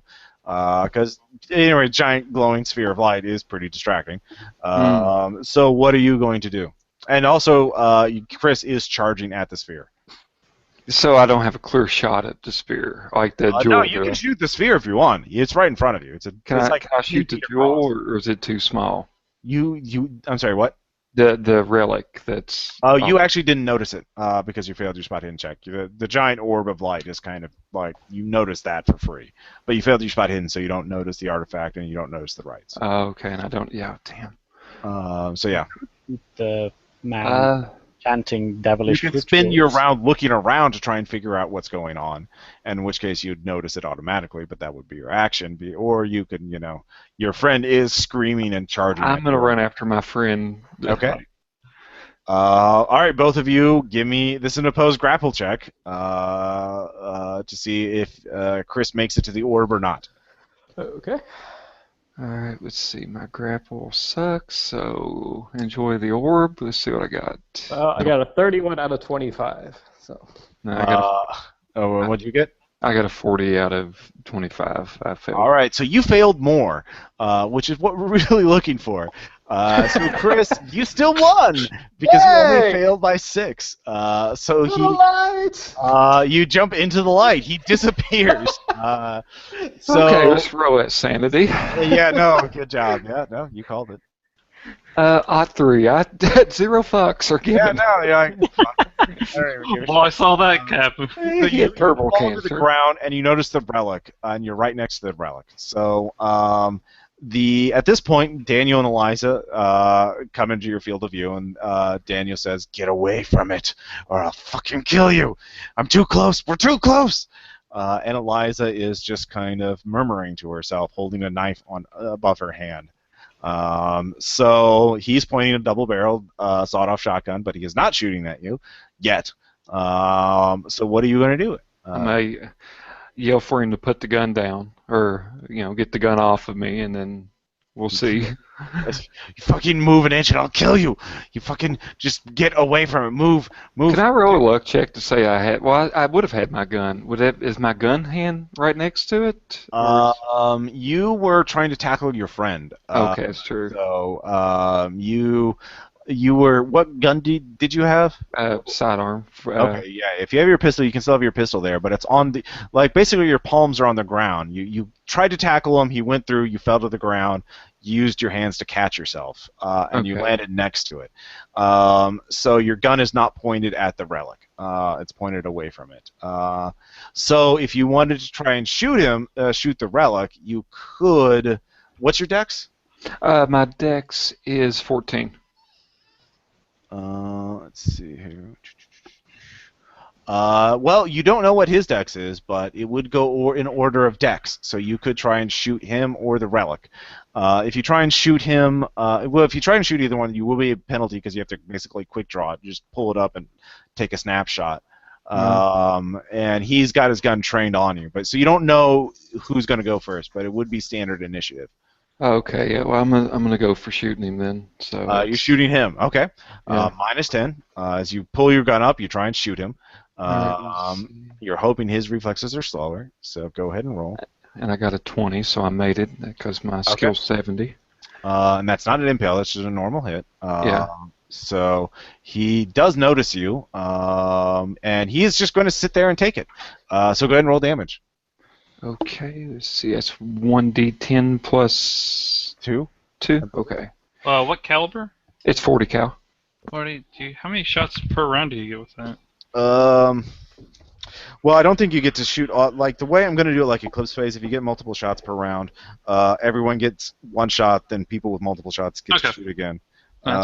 So we haven't actually had to deal with that. But like I don't like. Yeah, I know we usually do like shoot all your guns at once, but that's a little. Yes. Okay. It's one attack per round anyway. So. Okay. Well, I rolled an 8, so with +2 it'd be 10 damage. All right. Well, actually, it's just a D10. Oh, Yeah, it's just a D10, so it's 6. Because it's a 45 or a 45 automatic, does a D10 +2. Oh, okay, my bad. No problem. But it's a good shot, but the thing is, the bullet just sort of hits him square in the chest, and he doesn't even react. It's like it didn't even make contact with him. But you notice the shimmer. There's a slight shimmering around him. It kind of fades substantially when that happens. What the fuck? And then he fires at you. So let's see if he rolls. Shittily, I hope. Oh, he does. He rolls a 91. He shoots his sister. No, that's not a critical failure. It's just a regular failure. He shoots and goes wide. So there's buckshot all around you, but for some miraculous reason he doesn't hit that. So Eliza cuts her hand and starts chanting. While Mendez is chanting. So Noah. I was saying, am I just lost in the stack somewhere? You hear gunshots and other shit. So give me a listen check to see if you can, and a spot hidden check. Billy? Yeah. A listen and a spot hidden? Yes. Okay, so my listen is terrible. So It is a gun. yep. So listen is 42 out of 35, and Okay. my spot hidden is 44 out of 70. Okay, so you know approximately where the shit's going down. Okay. And have you made your sand check for seeing the sphere? No, I have not seen the sphere. All right. Well, you rush in that direction, and then you see it. So go ahead and all right. give me that beautiful sand check. I don't think I passed a single sand check today. I got a 92 out of 38. All right, that's 4 more sand. That is enough. All right. So you rush forward and you see the site basically. Yeah. And the sphere is dominating your field of vision. Yeah. And you're like, oh god, what the fuck? Yeah. Fight, flight, or some other reaction. I don't know. Yeah. I will fight. Okay. Well, I will say the sphere is what you're angry at. Like, oh god, it can't be real, because it's a big glowing ball of unnatural energy, and you see alien hell monsters through it. At least that's what it looks like. They're invading Earth. Aliens are invading Earth. Oh god, they're coming right for us. So you open fire on the sphere. Okay. Which does nothing. There's no effect. Actually, go ahead and roll an attack roll because your gun might jam. I'm using the rifle I picked up, so. Okay. Now, what is my rifle? 25%. 81 out of 25. All right, so you shoot and you're using the so you're using this 30-aught. yeah. No, are you using the 30-06 or the shotgun? The 30-06. Okay, yeah. It misses and go wide. So now we're in combat. Dr. Mendez is doing nothing. Eliza is chanting. And so let's see here. Adam, you have the first action. I am going to shoot the bastard with the shotgun once again. So Okay. Let's see what I get. Okay, I got it. It's 64. So you said it's a D6 or is that a D10 for damage? It's a D10, straight D10, no bonus. Straight D10. Okay. 7. 7. All right. This shimmering field disappears, and he drops his weapon and takes out his own pistol. He can still shoot because he's trained. He's practiced a lot to do this, and he's not holstering his shotgun. He's just dropping it. So, anyways, Okay. and he rolls a 32, so he would hit you with that. So, do you want to try and dodge that? Yes. Okay. Even though my dodge is newbie 28. Let's see what happens. 44. Got me. Okay. He will roll his damage, and he will get 7. So that will be only 1 point of damage because your vest absorbs it, but now your vest is damaged. Okay. So, ow, that hurt. So he sees that you have a vest. But anyways, Eliza is chanting, and she stops chanting. So you spend 2 actions doing it. So what is your power? My power is 16. Ooh, wow. You are actually pretty sane. Anyway, let's say... So you start feeling really bad.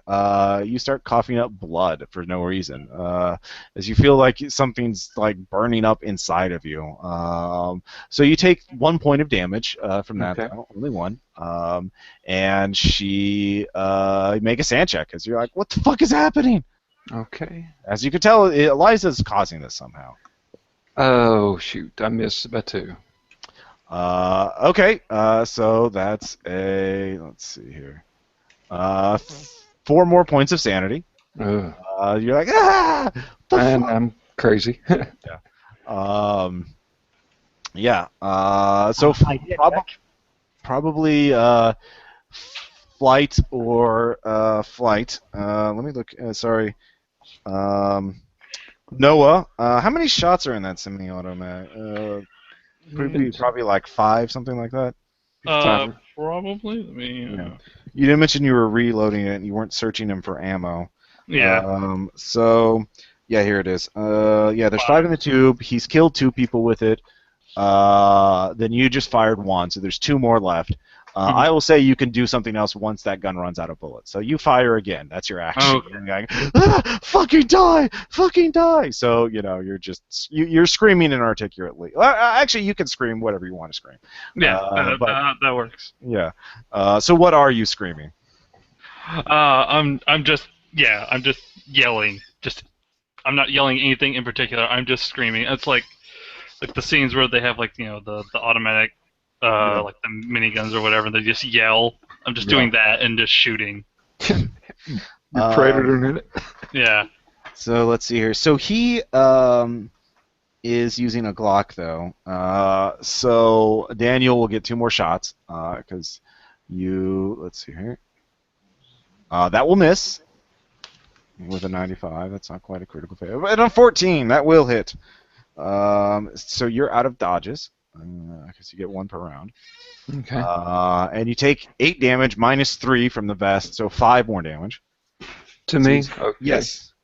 So that ends that round. Let's see here. New round. You have the first action, Adam.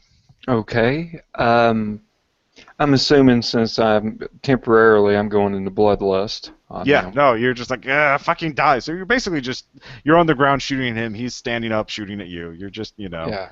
So I'm going to shoot him again. Yeah, no, definitely. I'm going to curse while doing it, and I got a 32, so I hit. Okay. He will not dodge because he doesn't realize his protection is gone. 6 damage.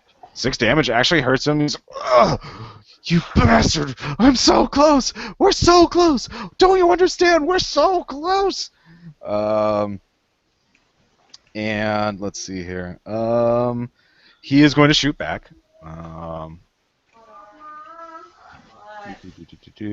he will hit with a 23, but you can dodge. Okay, let's see. I failed my first roll, but I did create a bio, so I'm going to use my cherry if that's okay. So Oh, yeah. And I got an odd 5, so I dodged it. All right, you roll out of the way, like, oh god, maybe I should move. So he'll have 2 more shots. But first off, Eliza realizes chanting isn't going to be necessarily effective, but she still has, a knife, and she walks up to Noah and is going to just shank you. And you're so focused on the killing the sphere that you don't notice her. Okay. She rolls a 1. Oh no! Which is an impale. And it is a large knife. I'll say like a fighting knife. And so yeah, let's roll. And obviously your bulletproof armor won't work with this. Right. So 5, 2, 7 damage. As you were stabbed in the chest. Right in the side. And she says, damn meddlers. We're so close. We just need a few more moments and we'll bring it. It will come. It will come and we'll be able to make it pay. Can I, swing around and just hit her with the gun? Yes, you sure can. It'll be treated as a large club. I'll give you a 40% chance of doing it, unless you have, 40%. 40%? Alright.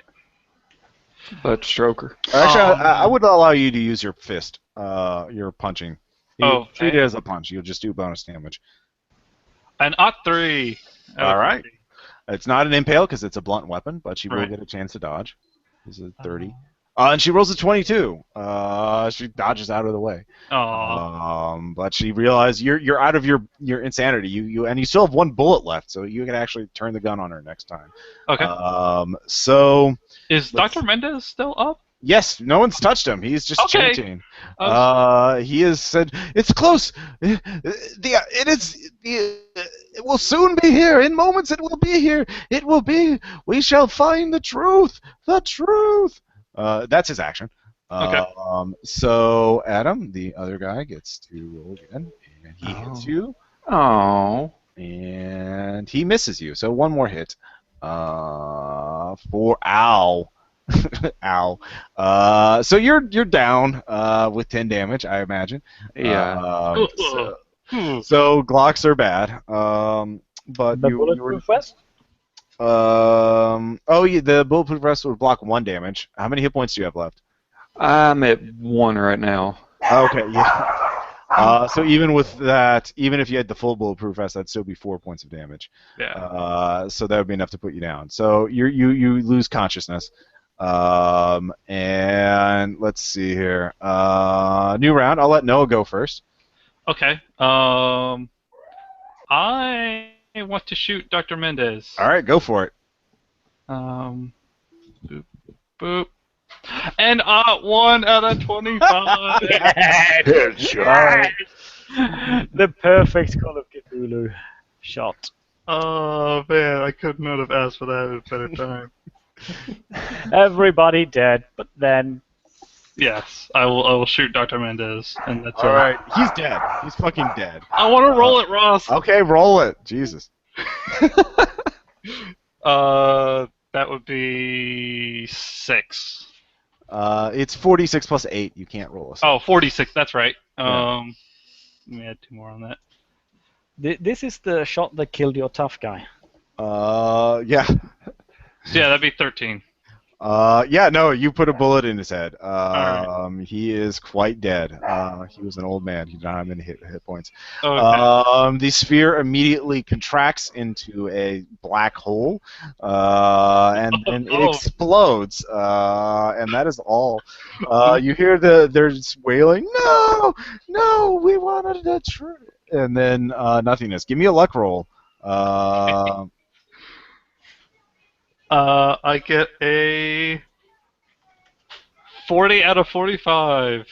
All right, so you wake up. You're just moments later. The the lights are flickering. An old employee shuffles out and picks you up. Starts treating your wounds rather calmly. He's an old man. He has a serene look on his face, or just rather calm, just neutral. All right. He looks. You. Thank you for dealing with them. Who are you? I am a traveler. If you want to know the truth, it will cost. If not, you can simply go back to your life. They are both alive. You can claim the bounty on them. It is better if you do not know. But some men cannot sleep at night if they do not know. Is like everything like normal looking? No, it's still like it was. It's just the lights are back. The blue light is gone. Okay. Chris's character is still gone. Adam's character is dead, bleeding out. Okay. Daniel Mendez still has his head blown off. And Daniel and Eliza are on the ground. Okay. Just knocked out. I think I am just going to claim the bounties and go someplace else. I don't need Good. this. That is for the best. The old man walks up and picks something up from the ground where the crater was and puts it in a small bag and then just walks out. He starts leaving. Okay. So, but that's it. No answers for you. You're like, no, fuck it. I'll take the. No, I'm good. Yeah. So that was Fugitive Recovery. So what have you did it? So yeah, Chris, epilogue. You start coughing as you are on a rough, just rocky ground. The heat is intense and painful, but you are somehow able to. As you're coughing, a strange you hear scuttling sounds around you, just like. And to your horror, you see a swarm of giant beetles coming towards you. And then you start to scream, fearful that they will consume you, but then they stop. And they, you hear a voice. You're not sure where the voice is coming from. You are lost. You should come with us if you wish to survive. The jungle is dangerous. For the unprepared. Okay. All right. So you follow the swarm of beetles through My new beetle brethren. We shall. So yeah, and that is what happens. So that ends Fugitive Recovery. So did you guys figure out with the clues at the end what was the deal behind the Wrights? They had encountered something and wanted to kill it. Yes. Can you figure out what it was? I'm not that versed in Call of Cthulhu lore. I find it brings me greater joy when I accidentally stumble upon elder gods without actually knowing that they are elder gods.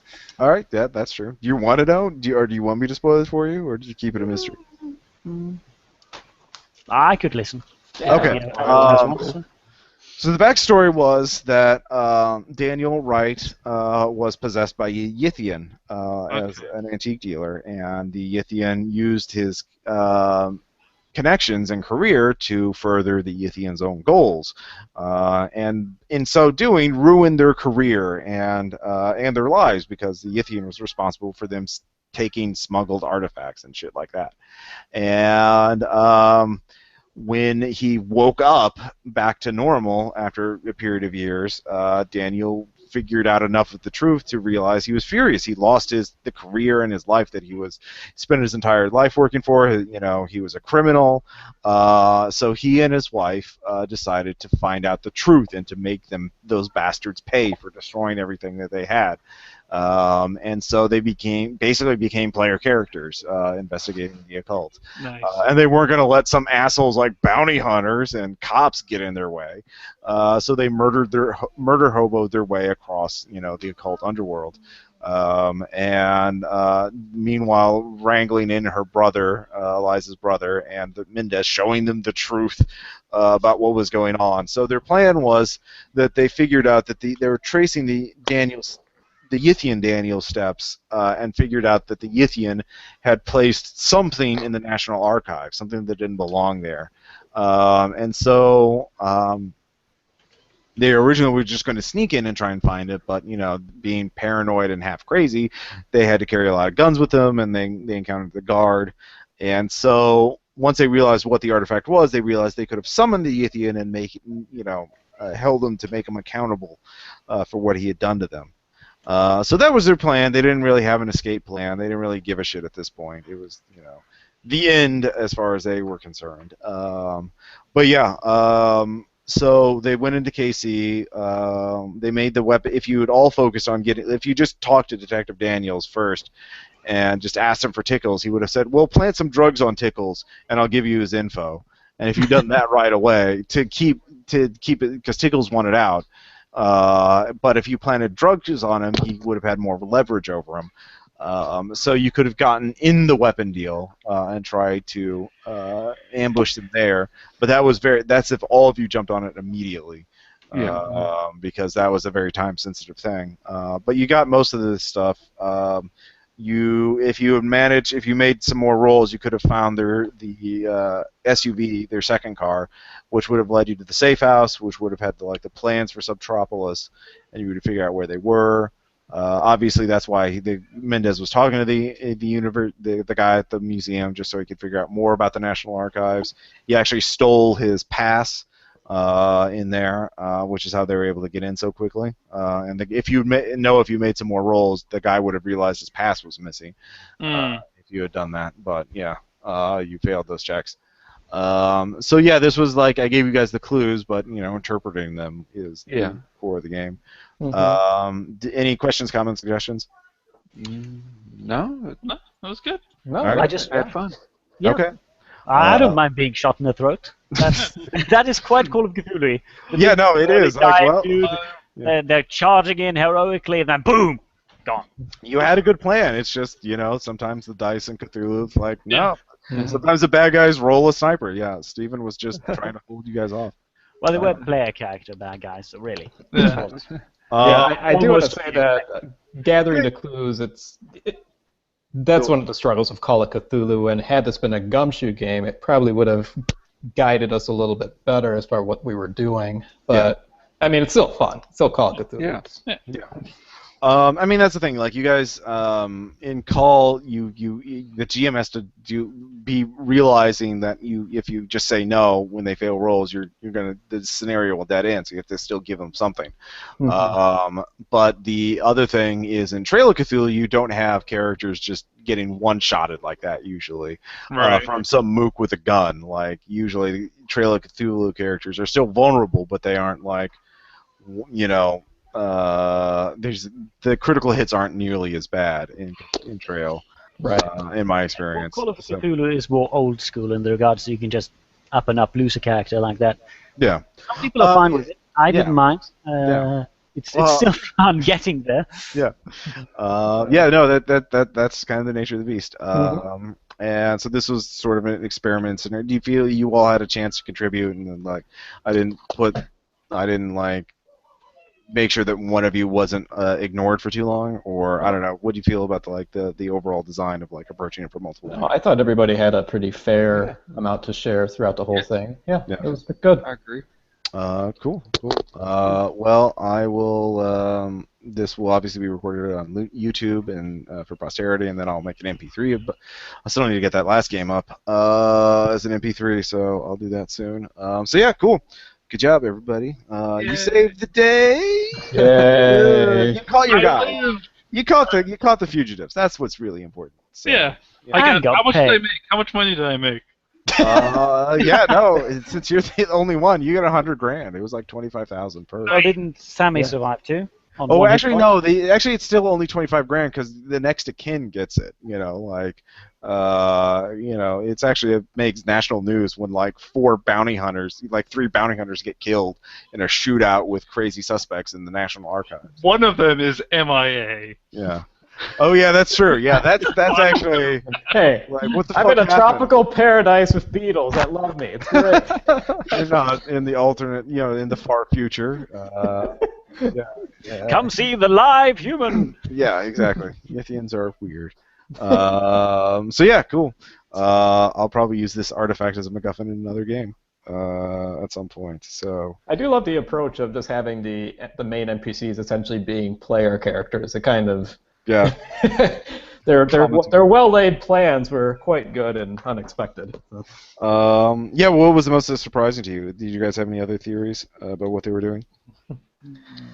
Summoning an elder god to destroy the world. That's the usual. True. Honestly, the sniper was the biggest surprise for me. I didn't think they would go into that detail. And so once poor Cecil got shot to hell, it was like, oh god. That was kind of a defining moment of the game.